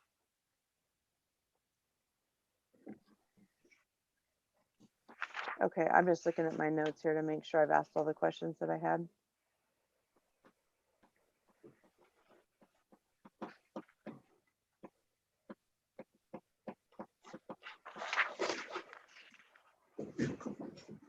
Okay, we can go ahead and put, Ms. Mullen, you can take this exhibit down. Thank you. The rest of these items don't really have a lot to do with GSD's actual diversion. They're just random things about the park in general. So I think I don't have any more questions. All right. So Ms. Cochran, do you have any questions on behalf of Southern Humboldt Community Park for Mr. Voice? If you find it agreeable, Mr. Lilly, I would like to defer to the park board treasurer, Ms. Hino Barasa. Yes, we've allowed that before. So Ms. Hino Barasa, please proceed if you have cross-examination questions for Mr. Voice. And remember, as I said to everyone else, please keep it in the form of questions. Yes, thank you, Mr. Lilly. Mr. Voice, prior to the park's EIR and rezoning, do you recall that the park board put hours of energy and time attending GSD and LAFCO meetings in order to be annexed by GSD? And you are under oath, correct? Wait, so just, Yeah, I am. Okay. just let And so, him answer as the with you, question. Do you're you not recall under oath, those are you? meetings? Yes, I was. So do you recall that you and others put a lot of time and energy into blocking this annexation? Did you want me to answer your first question? Yes, Could you repeat it, please? sure. I will read it again. Prior to the park's EIR and rezoning, do you recall that the park board put hours of time and energy into attending GSD and LAFCO meetings in order to be annexed? I don't know about hours, but I remember them being at the same meetings I was at. And so you do recall that you and others put a lot of time and energy into blocking this annexation. I wouldn't use the word blocking. Should I go to the next question, Mr. Lilly? Yeah, well, if you want to ask a follow-up, you may. He's given the answer to the best of his ability, I think. Okay. Do you or can you now understand why, after being denied annexation, that the park board at the time decided it was not a good use of their limited resources, and out of respect for their donors, they chose not to include GSD water in their EIR? No.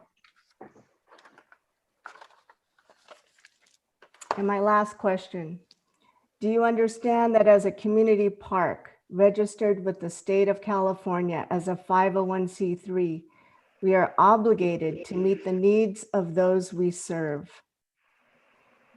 These needs may change as time progresses.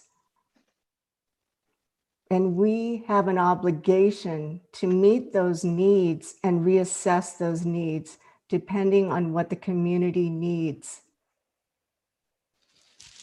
Was that?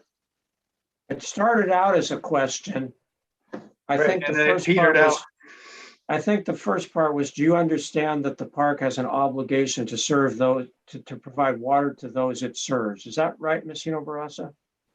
Well, that we have an obligation to meet the needs of our community, and those needs may change from time to time. Okay, so And just, we that's have the question. Yes. So that's the question? Mhm. Yes. This is just, she's asking for your understanding. Well, I'm sorry, I wish I could answer that, but you're using words like needs, and I don't know what those needs are, and I don't know where those needs fall under any California law for a 501c3.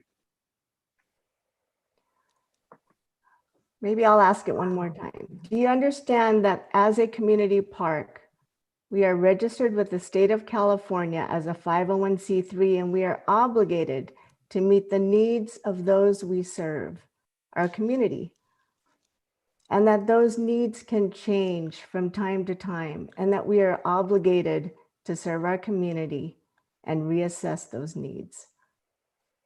Again, I can't really answer that because I don't know what the needs are, and I don't know where the obligation comes from the state. I think I have no further questions. All right, thank you. So we'll move on to Redway CSD, Ms. Griffith or Mr. Cox. Do you have any questions for Mr. Voice? No, I do not. Okay, No, I do not. Thank you. all right. So Ms. Vogel, do you have any questions for Mr. Cox, for Mr. Voice, excuse me? No, I don't. Thank All right. you. And Ms. Sutton, do you have any questions for Mr. Voice? I had to unmute it. I do not. Okay, Thank you. all right. So where are we? I think we're done. I don't have any questions for Mr. Voice. So I think we've gone through the round of questions. Ms. Short did bring up the question of rebuttal evidence, which will come up later. So with that, let me just go through a list of exhibits of Mr. Voice, and we'll figure out what has been admitted and what has not been admitted. And I might need help from Mr. Anderson on this. Mr. Anderson, is it correct that exhibit EV34 has already been admitted into evidence? You'll have to go off mute.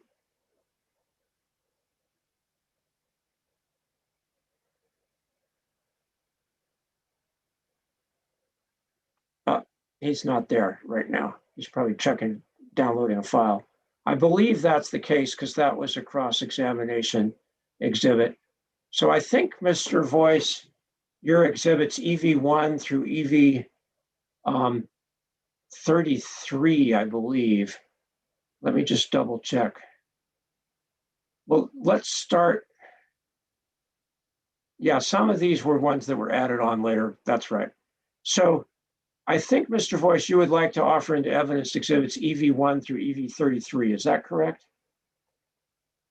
Yes, it mainly as long as that letter from the Health and Human Services about environmental health and their recommendations are in. Yeah, that's EV21, so that's included. Yeah, okay. Yeah, that works. All right, so does anybody have any objections to any of these exhibits coming into evidence? Mr. Lilly?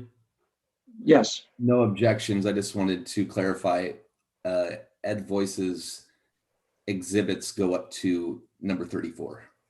Okay, has 34 already been admitted into evidence? No, must be- it was okay. introduced but not admitted. Okay, so I will restate. Does anyone have any objections to EV1 through EV34 being admitted into evidence? And hearing none, I will accept all those exhibits into evidence. So thank you, Mr. Voice. That concludes your presentation. Thank you. And we'll see where we are. Ms. Vogel, so let's go over to your exhibits here.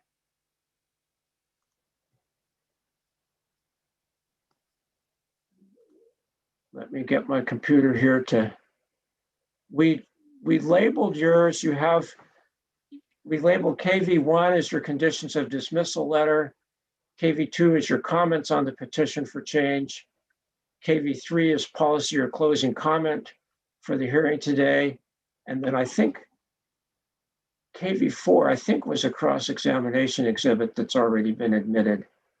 Let me just double. I don't think so. We are going to object to KV4. Well, KV4 is the October 23, 2013 letter from Garberville Community Services District to the park. Yeah, that's not what that is, though. That's a draft that never got sent and was never finalized. It's just Okay, a it does not staff have letter. Yeah. it does not have a signature on it. You are correct. So I'm trying to remember who offered that one. We somehow got this labeled as KV4. Did you ask questions about that, or was that somebody else? It was somebody else. I made a question to Jenny about it.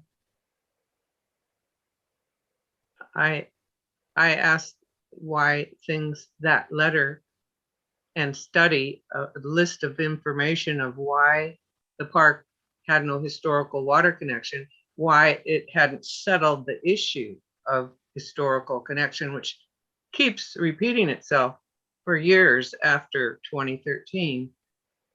So I thought it's a good thing to see that the district was proposing or did propose. I have no idea whether, I see a signature on the 5th page from Mr. Barassa. Oh, There's 5 pages to it. for some reason, the copy I'm displaying does not have a signature. It just has a signature block, but no signature. Am I missing something? No, that was never signed because the board never approved it. Okay. So I think, we're going to have to clarify this. I think, Ms. Short, you testified that you wrote this. Is that correct? I did not. Mrs. Vogel asked about, and she could not identify it. She couldn't find a exhibit number. She has since uploaded this to the FTP site, but she never asked me about it, and I never answered any questions about it. Okay, She did so ask. I just didn't answer because she couldn't identify it. So Ms. Vogel, what do you want to do with this exhibit? It sounds like it's sort of in limbo right now. If it's, I mean, the testimony is it was a draft prepared by somebody with GSD staff, never signed by the chair of the board of directors. And you asked some questions about it, but it's not clear what weight we should give to this as far as this proceeding goes. So do you have a specific request for what we do with this?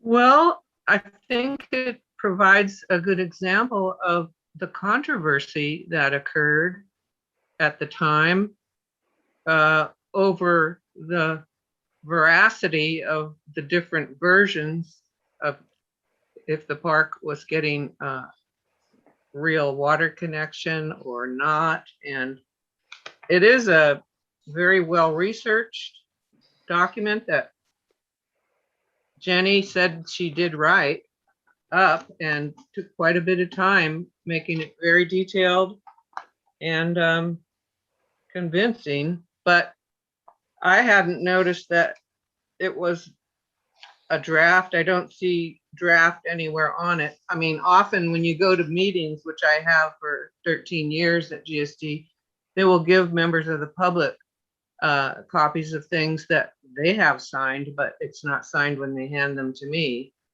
So, okay, so let me just stop. So Ms. Short, is it correct that you prepared this draft, but then it was never signed?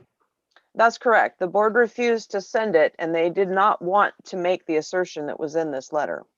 Okay, so with that explanation, I will admit KV4 into evidence, but certainly with the understanding that it's subject to the qualifications Ms. Short just testified to, and she is still under oath. So she has explained the context and basically the nature of this letter. So as far as objecting to it, that goes to the weight that should be given to it. It certainly is admissible into evidence, but it's going to be given very limited weight if it was never actually approved by the board of directors. So that takes care of KV4. So let's go back to KV 1 through 3.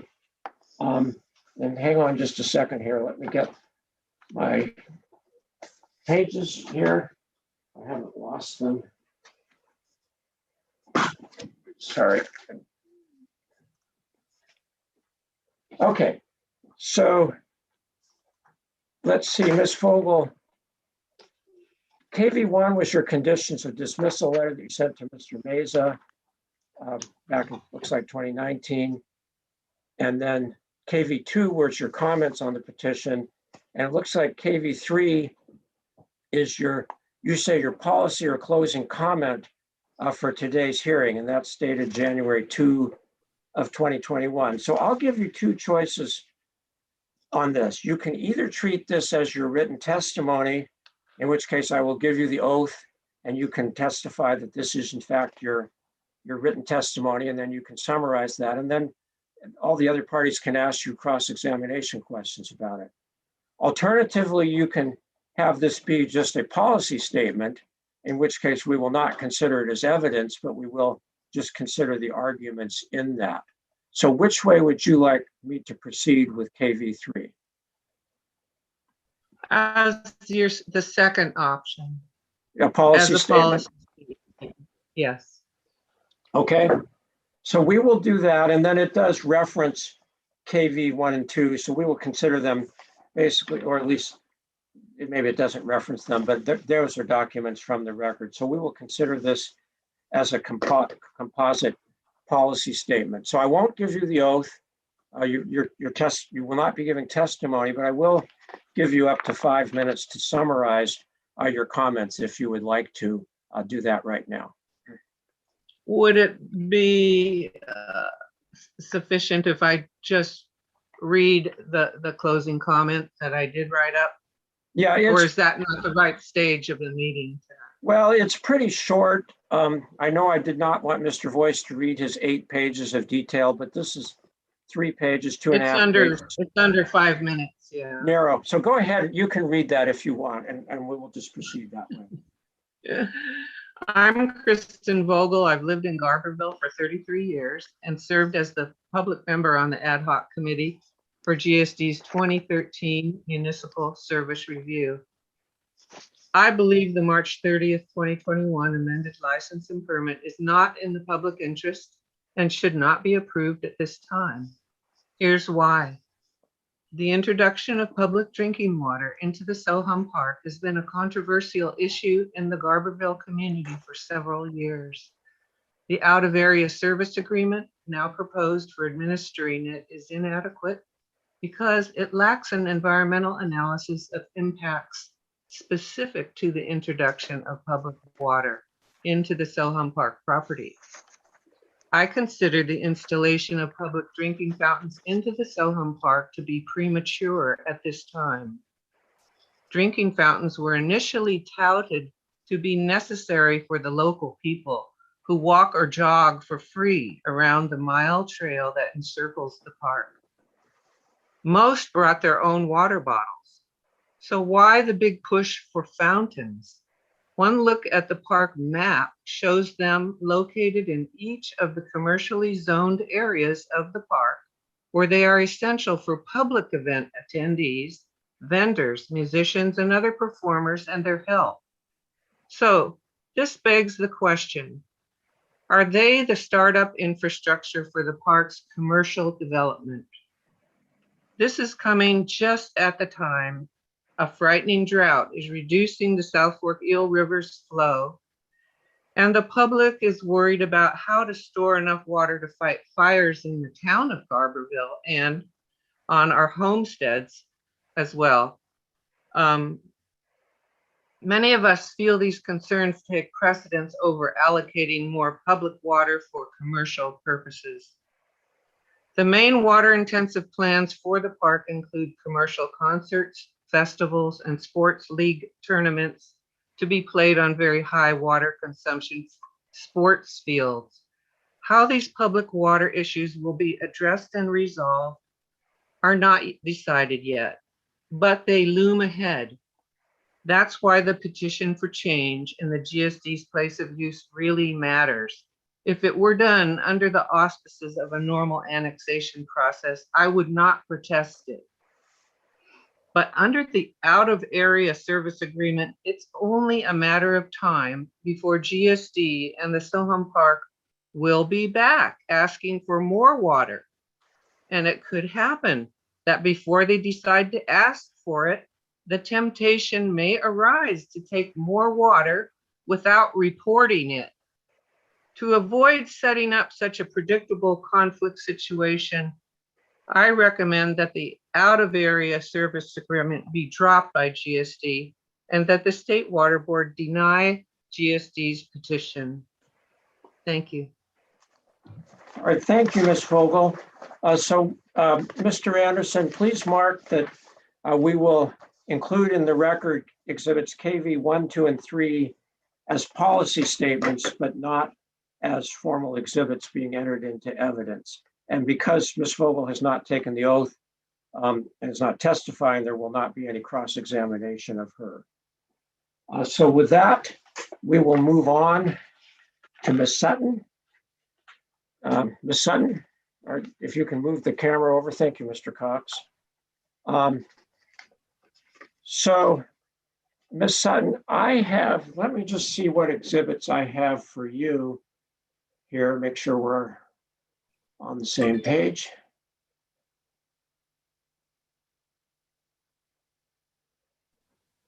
And so just to clarify, Mr. Anderson, KV4 is admitted into the record, but subject to the limitations that I described earlier. All right, so for Ms. Sutton, we have exhibits LS 1 through 7. I believe 7 was a cross-examination exhibit. Let me just double check.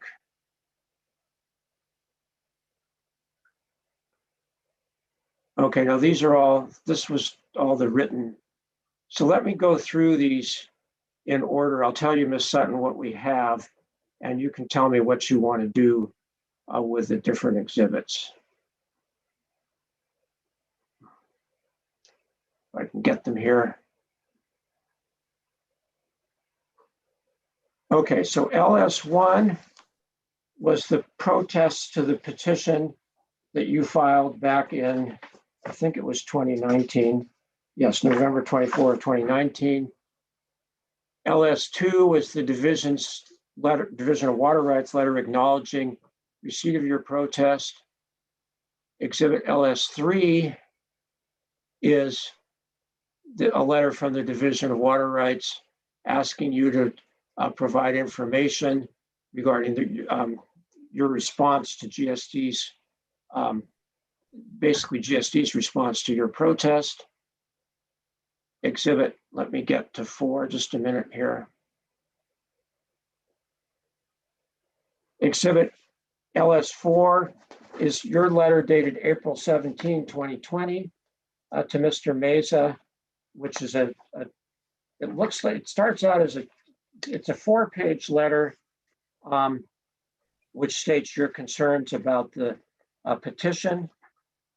And then LS5 is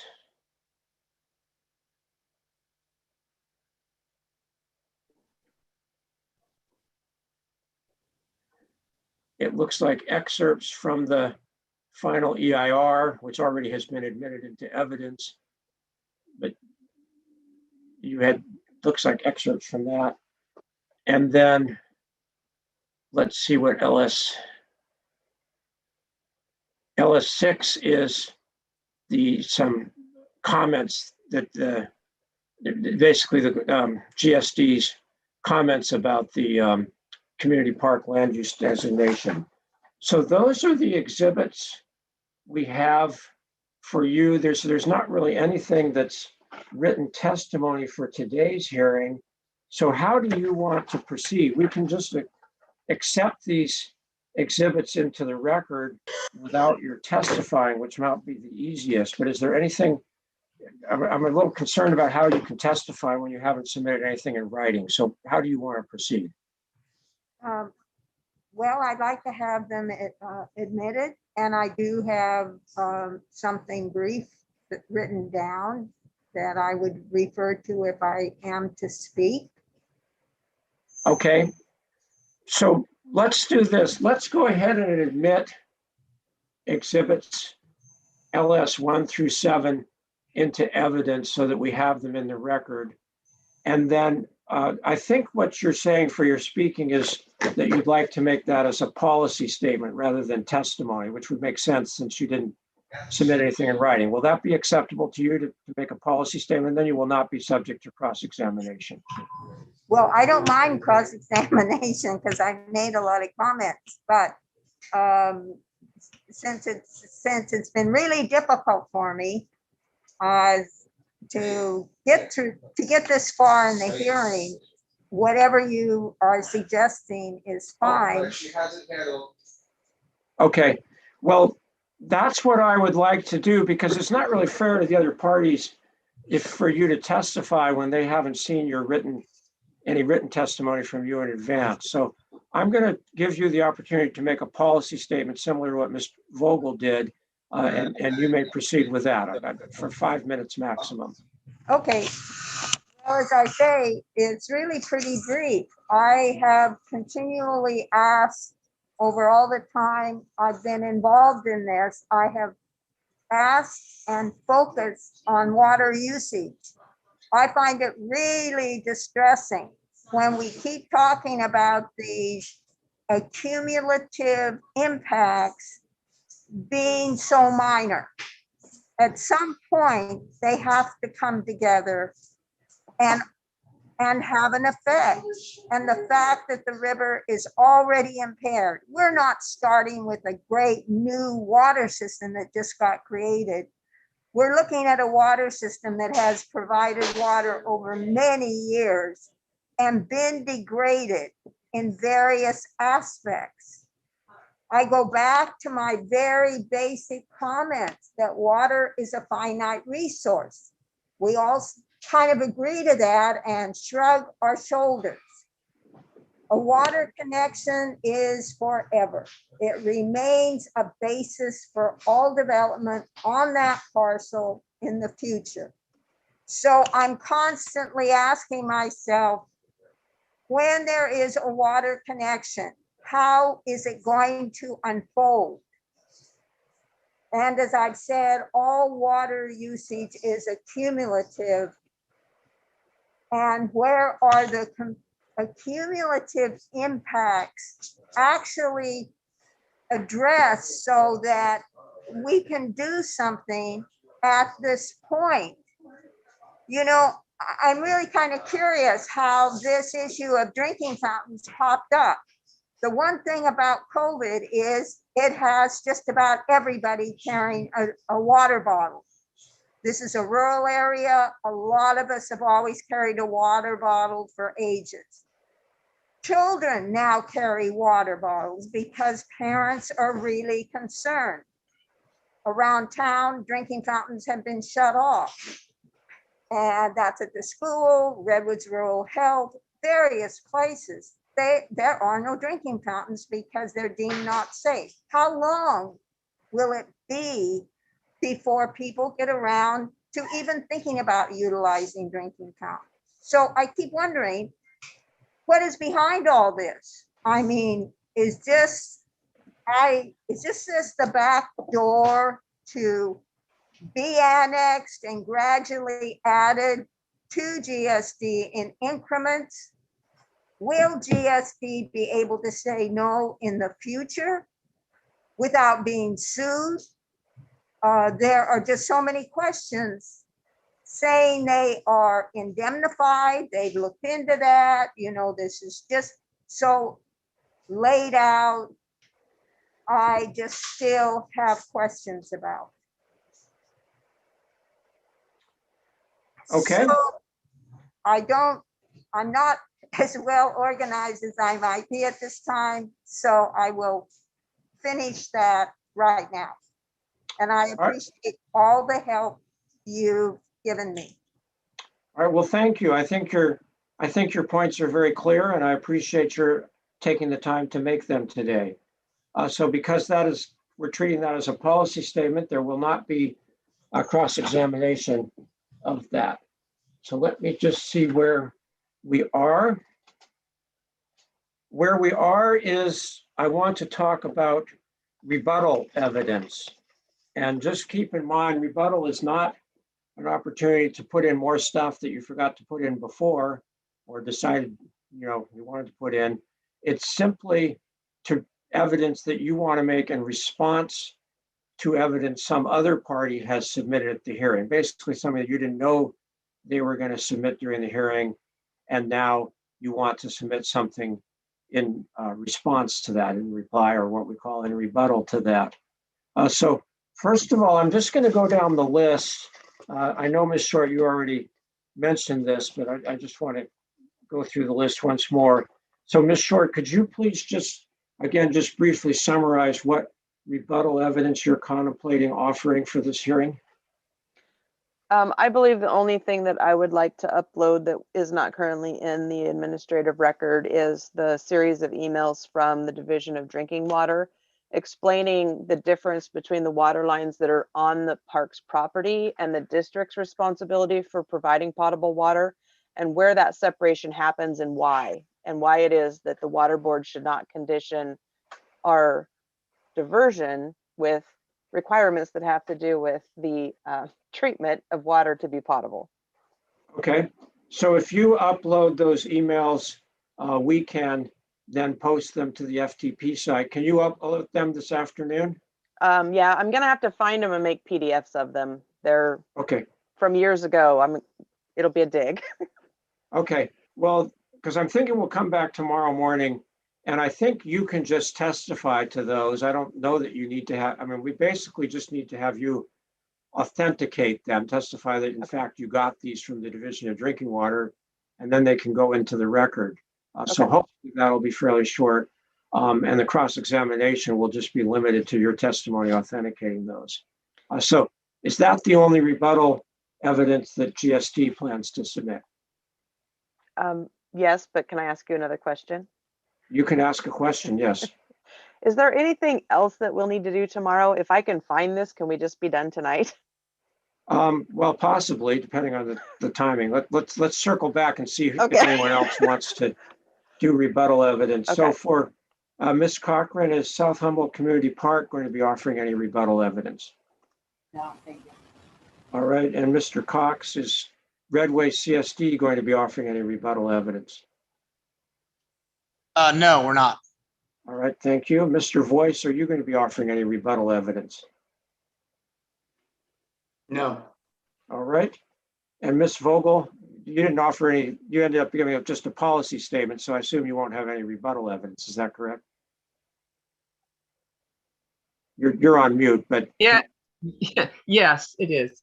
All right, thank you. And then Ms. Sutton, are you going to be offering any rebuttal evidence? I assume it's the same answer since you just gave a policy statement. If we can move the camera, Ms. Sutton, is that fine? No rebuttal evidence? No, sir. All right. All right. So, Ms. Short, that does come back to you. I'd like to finish up today if we can, but you're sort of going to be on the spot as to how fast you can upload these files. I mean, we do have to have you testify to authenticate them. So obviously we have to have them first so everyone can look at them. And I don't know whether you can do that. I mean, I'm willing to take a 15 or 20-minute break, but believe me, I know how hard it is to scan and upload things quickly, particularly when you're under pressure. So can you do it in a short time frame, or should we come back tomorrow morning? I would like to try to do it in a short time frame so that everybody does not have to come back tomorrow. Okay, well, I would too. So let's do this. It's 4:04 according to, well, 4:05 now, according to my clock. So let's come back at 4:30 and see where we are. And please upload them as fast as you can. Our staff will be ready to move them over to the AHO FTP site so everyone can review them. And we'll see if we can wrap up today. So Okay. again, you don't need to log off, but you may want to close your camera. It looks like Ms. Hino Barrasso, do you have a question or are you just stretching? I have a question. Can you just explain to us, Mr. Lilly, after the conclusion of the hearing, what happens next in the process? Yes, that is a very good question. Thank you for asking. And I was going to cover that after we came back, but I might as well do that now since you asked. And the answer is, I'm going to ask all parties, well, I'm going to offer all parties the opportunity to file written closing briefs. And I'm going to say that they will be 10 pages maximum, double spaced, or 5 pages maximum, single space. I don't think it's going to take more than that. And basically, just make the arguments that you have in relation to the hearing issues. And you might want to check the notice of hearing during the break, but there were 2 hearing issues with some sub-issues in the original hearing notice, and then we added a 3rd hearing issue after the pre-hearing conference. So I would like the parties to make their arguments. They're all about what should the water board do or not do. So I'd like the parties to do that in their written briefs and citing to the exhibits in the record and the testimony as possible. And the main reason, there are 2 reasons I like to do written closing briefs as opposed to oral closing statements. Number one, for all of you, it gives you time to organize your thoughts, to think out, exactly what you want to say. And frankly, I think having an opportunity to present it in writing serves you, or gives you an opportunity to present a more organized argument. And then number 2, when I and my staff are preparing our proposed order, if we can refer to written documents, we can get a lot more out of them than if it's just simply oral statements. So long way of answering your question, but I will be giving the parties opportunities to file closing briefs. The deadline will be July 2nd. If anybody thinks 10 pages double spaced is not enough, let me know after the break and I'll consider raising it. I just want to have some limits so I don't end up with things that go on and on and on. I don't think that's necessary here. So does that answer your question, at least for now? Yeah, okay, you're on mute, but I saw you do it. It does, but I want to know, like, for the final decision, when could we anticipate that happening? Oh, okay, thank you. So the process after that. So if the briefs are all submitted on July 2nd, under my law that I follow normally, unless there's some exception, I have to prepare a proposed order and transmit it to the clerk of the State Water Resources Control Board within 90 days. So that's roughly the end of September. And of course, I post that on the web page and make sure all of you get copies by email when we send that to the board. So you'll know that. And then the board, the 5-member board of the Water Resources Control Board itself, then has 90 days to decide. They can either adopt my proposed order, or they can give me instructions to make changes to it, or they can reject it. There are about 5 different options. It's all set forth in section 1114 of the California Water Code.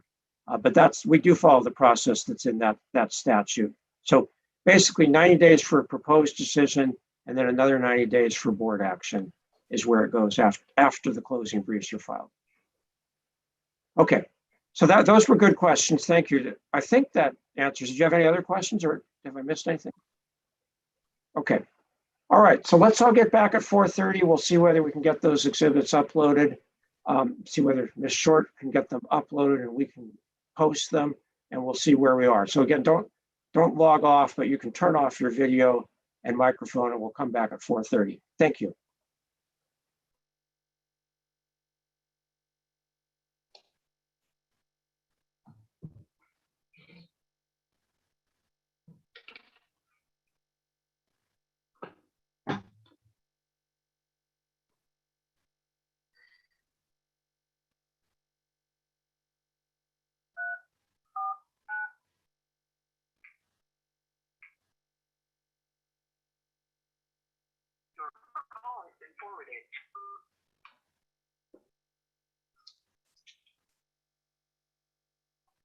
There's some other stuff going on.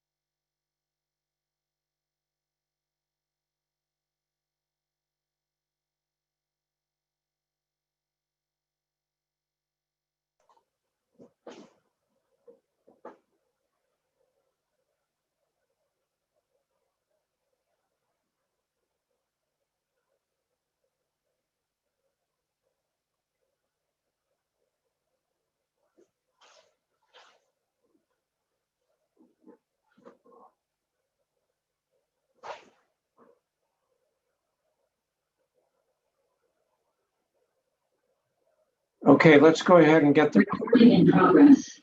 Thank you. The recording has started. So I see that Ms. Short has uploaded the two exhibits of email change, which we then just posted to the AHOFT page as GSD 15 and 16. We also posted GSD 14, which was the pages from the Humboldt County Ordinance for transfer of development rights. So Ms. Short, I think what I'm going to do is let you just briefly testify what these are and authenticate these. And then I'm going to take a 15-minute break in fairness to the other parties so everyone has a chance to read these.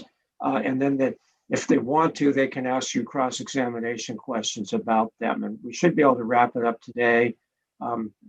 It's going to be a little laborious, but then we don't have to come back tomorrow, which probably is good for everyone. So Ms. Short, if you can just briefly tell us what GSD 15 is and then what GSD 16 is. Okay, so GSD 15, do we have an echo going? No, you're fine. Okay, it sounds weird on my end. GSD 15 is an email chain that I received from Barry Sutter. He is the district engineer for the Division of Drinking Water at the State Water Board. And basically what this email does is it documents the coordination that consistently goes on between the Division of Drinking Water and the district in regards to what the requirements are for our water permit. This particular email is directly related to the park and how it's going to work for us to supply water to the park, whether the park will then be considered a public water system or not. And if it's not a public water system from the state standpoint, what does that mean for environmental health at the county as far as regulating it? GSD 16 is another email chain. It's related to the same concept, but pieces of this conversation ended up in two email chains. So I attached them both. And it is from Roneen Lund. She works for Barry Sutter at the Division of Drinking Water. And she's the one that I did most of the on-site coordination with when we were first doing this project in 2019 with LAFCO. And it just documents some of the answers that she's providing to Ed as to how it is that this is going to work going forward, and that what their responsibilities are, what environmental health responsibilities are.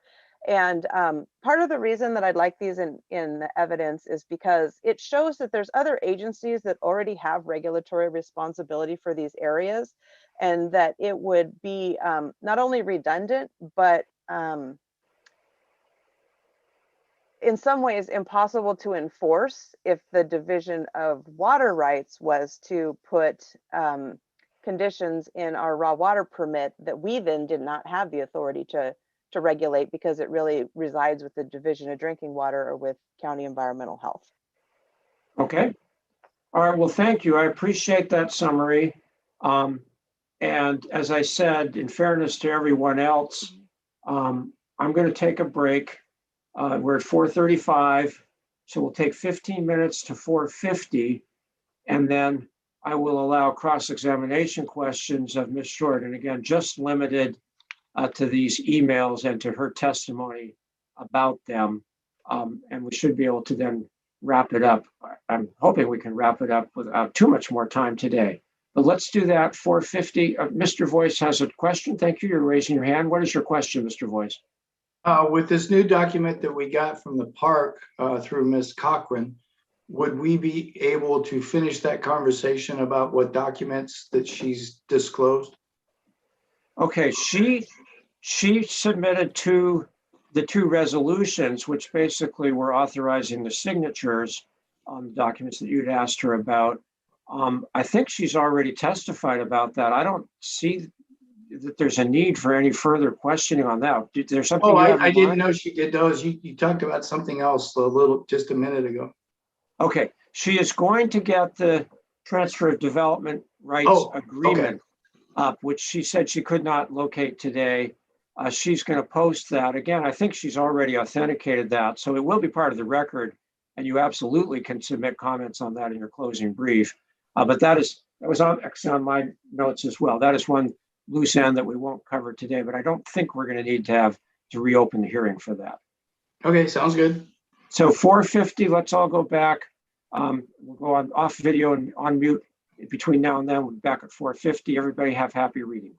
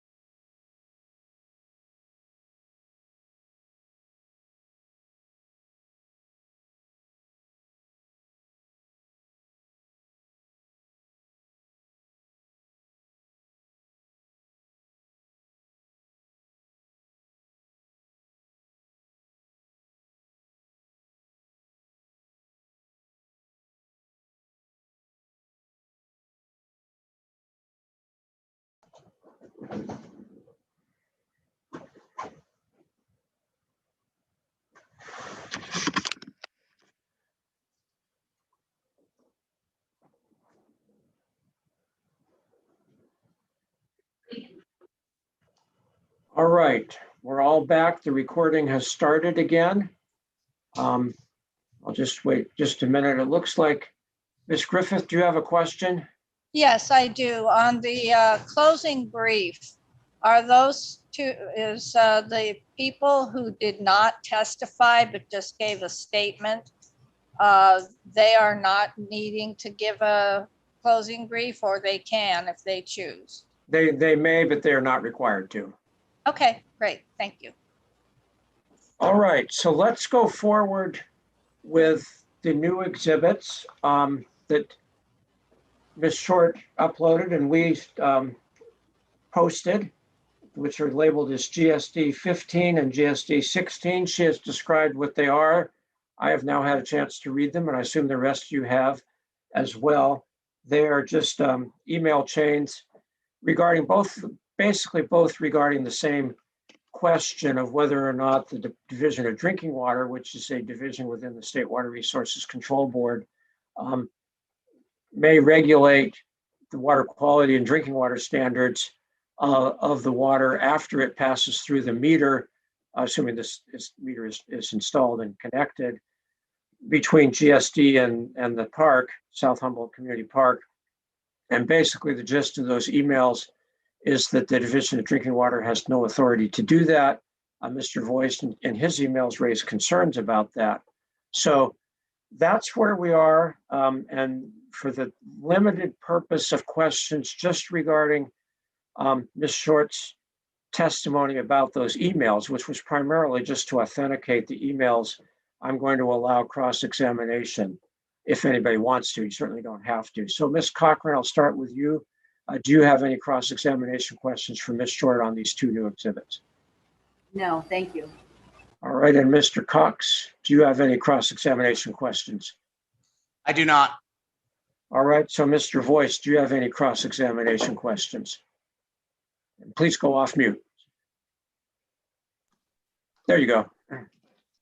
I was going to, I only got through, unfortunately, I read what the park board submitted, and then I got through half of the one that was submitted by Jenny, and I haven't read the second one. Okay, well, I assume. I've got questions from the first one I looked at. I can't remember what number it was. And I haven't started the second one, but I hate to just go on with one of them without going through the other one. Well, maybe she can just explain what all that means. Well, I think she did. She basically said that the question had come up about whether the Division of Drinking Water had the authority to regulate or monitor the drinking water quality of the water after it passes from the meter from GSD system into the park system. And the pretty clear answer from the Division of Drinking Water staff, citing statutes, is that they do not have the authority to do that. So I think that's really the gist of her testimony. Ms. Short, have I missed anything, or is that pretty much the point you want to make? The only other nuance to that is that the Division of Drinking Water states in here in a couple places that the county environmental health does have that authority through a number of permitting processes, and that they're the appropriate agency to take care of that, not the State Water Board. All right. So, Mr. Voice, that's really it. There's not anything more to it. Presumably you've seen some of these emails before. You even wrote some of them. So I think under these circumstances, we've given you a fair opportunity to ask questions if you have any. I mean, I'm really not sure there's a whole lot to ask, but. Well, other than the fact, what's the problem with using the county's recommendation or what they would like to see implemented with the park? What's the problem with that? Okay, that's a fair question. So Ms. Short, you may answer that question. Okay. And please do face into the computer and talk loudly. I was having a little trouble hearing you. Okay. The problem that the district sees with it is that the license and permit that are being considered are documents that merely allow us to divert raw water. They have no responsibility for laying out any guidelines as to how we would go about treating that water to meet our requirements under the water supply permit that we have with the Division of Drinking Water. It's our opinion that it's not appropriate to try to put regulations into a raw water document that are related to treated drinking water, and that the agencies that already have that responsibility should be allowed to continue to hold that responsibility, because those regulations change and our water diversion does not. And so it would be short-sighted to put a 2-year-old document into a water permit or a license and permit and then have the regulations change. And then what do we do? Okay, Mr. Voice, I think that answers that question. Do you have any follow-up questions for Ms. Short? Yeah, it still doesn't really answer the question to, if that is all true, then why did the county generate that letter? Okay, You mean- and that probably okay. calls for, wait, that probably calls for speculation on Ms. Short's part. May I I don't say want you to something, Mr. Wait, Lilly? wait. Let me say first, I don't want you to Well, speculate, but if you know, you can answer that question. I just want to point out that this letter he's referring to is addressed to the park.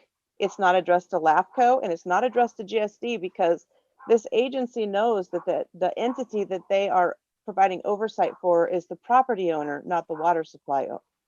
Okay, so that doesn't really answer his question. Do you know why that they sent the letter? And if you don't, just say you don't. No, I can't say beyond the fact that they were just informing the park. Okay, all right, Mr. Yes, Voice. but doesn't, at the beginning of that letter, doesn't it state that they were responding to LAFCO and this project? It says that they received notice, but they're Okay. responding to the park. I still don't really understand why it's such a big deal to use that as mitigation to protect not only the public health. I mean, I guess I would be more comfortable if somebody posed this question to environmental health and environmental health said, oh man, we made a mistake on that, never mind. Okay, well, Mr. Voice, you can make those arguments. Nobody has called anybody from County Environmental Health as a witness to this hearing, so obviously none of them can answer that question. But the record is what the record is, and we do have this letter, Exhibit EV21, which is from, as Ms. Short points out, from County Environmental Health to the park, and it has some recommendations for procedures. And of course, whatever the water board does or doesn't do, County Environmental Health still can exercise its authority, whatever it has to regulate the park. So I'm not sure there's really much more that's relevant to our hearing on this, but That's fine. Okay. So, and again, you can make your arguments, but, and I realize it's complicated because there are at least 4 and maybe more different regulatory agencies involved here, and they have different statutory mandates and somewhat different functions, and in different areas of expertise. But it's the statutory framework we live in this country, in this state anyway. So that's what we have to live with. So anyway, I think it's all set out pretty clearly in the record as to what is what. And as I say, I have no idea what we're going to recommend in our proposed order, but I think we've got the record pretty clear, so everyone can now make their arguments in their closing briefs and we can move forward. So I'll just say with that, I don't want to cut you off if you have any other questions, but I think you've covered it pretty well. I do have a question, if I can, on these resolutions from the park board. I did have a quick little question concerning both of those documents. All right, I'm going to allow a very short question for Ms. Cochran on that, although I think we covered that before, and I do want to wrap this up. I think she pretty clearly said those were the resolutions that gave the people the authorities to sign the agreements, which you had questioned, and that was it. So what more questioning do you have on those two resolutions? These aren't the resolutions. They're a statement made in meeting minutes that don't have any signatures from any board members approving that motion for their resolution. Okay, Ms. Cochran, can you respond to that? That is accurate. We don't often generate super formal resolutions unless they're absolutely required. Okay, We but made so the resolution, we passed it, we noted it in the minutes. are these minutes, in fact, do they accurately state what happened during these meetings? Yes. Okay. So again, that's a good point, Mr. Voice, but I think she's answered that's what they do. And Well, the only reason I'm asking is because their meetings aren't open to the public. So nobody know. I mean, you can put these in your minutes, but normally when you approve a resolution, you write it out, all the board members sign it to agree to it. Just like GSD does, just like RCSD does, just like any public agency or even private agencies do. And that's why I'm questioning about that. okay, well, she's explained what they do. Okay. And again, if you think it's legally insufficient, you can make the arguments, but she has explained what they did. Okay, sounds good. Thank you. All right. So just to wrap up, Ms. Vogel, we got a little diverted there, but do you have any cross-examination questions for Ms. Short on the two new email chains? I just got back on the site with you. I couldn't get back to the meeting, but I did read the one letter between Roneen and I'm trying to understand when was the this kind of a way of arranging for a public water into private property. What was the date of this design of providing water this way? Ms. Short, you can answer that question if you can. That the emails do have dates, but I think her question goes beyond the emails to the design of the system. Is that right, Ms. Vogel? You're back on mute. You have to go off mute. We can't hear you. Go off mute. There you go. It was surprised me to read that exchange because it just seemed like some kind of new invention of creating a way to do a water system with the state and private property or non-public property. And it just, when did this all come about, this way of doing it? Okay, Ms. Short, you can answer, if you can, go ahead and answer that question. Other than to point to the fact that Mr. Sutter says in one of these that if we were to not do it this way, that every trailer park, and he gives these examples of other private property that falls into the same category. It's not new. This is written into the state water code for the waterworks standards. As far as us finding out about it, some of this was generated in direct response to emails that Mr. Voice sent, along with the fact that the chair of the park board and myself met with Miss Lund on site to talk about what they would consider to be acceptable, which is pretty much our common practice when we go down these paths. Is we try to coordinate with all the regulatory agencies on the front end so that we can meet their needs at the time that we make the application and not have to go back and make changes later. Okay, so this meeting, this meeting took place a couple years ago. It was probably within a few days of this email that Roneen sent stating that she had done it. So I would say it was sometime in the last, second or third week of September of 2019. I mean, I could look on my calendar and give you an exact date, but. And I was meeting with Oh, Rennie for other things. And so we just happened to talk about this while she was there. yeah. Well, I didn't have enough time to read it and really understand it thoroughly yet. So I have to go back. I couldn't find it that fast on the FTP website, and then I couldn't get back to this meeting because something interfered with Okay. the Zoom Well- thing changed. Well, again, if you think there's more arguments to make, you can file a closing brief. You don't have to, but you can make the arguments that way, but we'll move forward. So then just Okay. to wrap up, Ms. Sutton, I don't know if is she still there? Does she have any cross-examination questions for Ms. Short? No, I do not, Mr. Lilly. Thank you. All right, and I don't have any follow-up questions, so I think we're done. So as I said earlier, I will be sending out an order in the next few days confirming that the written closing briefs are due on July 2nd. If you upload them to the FTP site, FTP2 site, we'll wait till they're all uploaded or that deadline is passed, and then we will post them so you can all read what everyone else filed.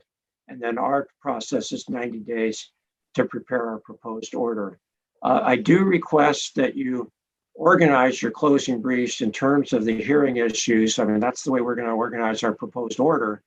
So frankly, it'll make your brief have more impact and be easier for us to follow if you have that same organization of referring to the specific hearing issues. And I will reiterate those in the post-hearing order. So we will do that. And I think that is it. Is there anything else that we need to cover today that I have missed? Do anyone have any questions about the process going forward? May I ask a question? Oh, go ahead. Did you give a date for when the closing briefs were going to be due? Yes, July 2nd. Okay, I missed that. Sorry, That's okay. It'll be, I figured last thing you all want to do is have to work on them over the 4th of July weekend. So I hope I'm doing you a favor. If you're going to leave early for that weekend, you have to file it earlier.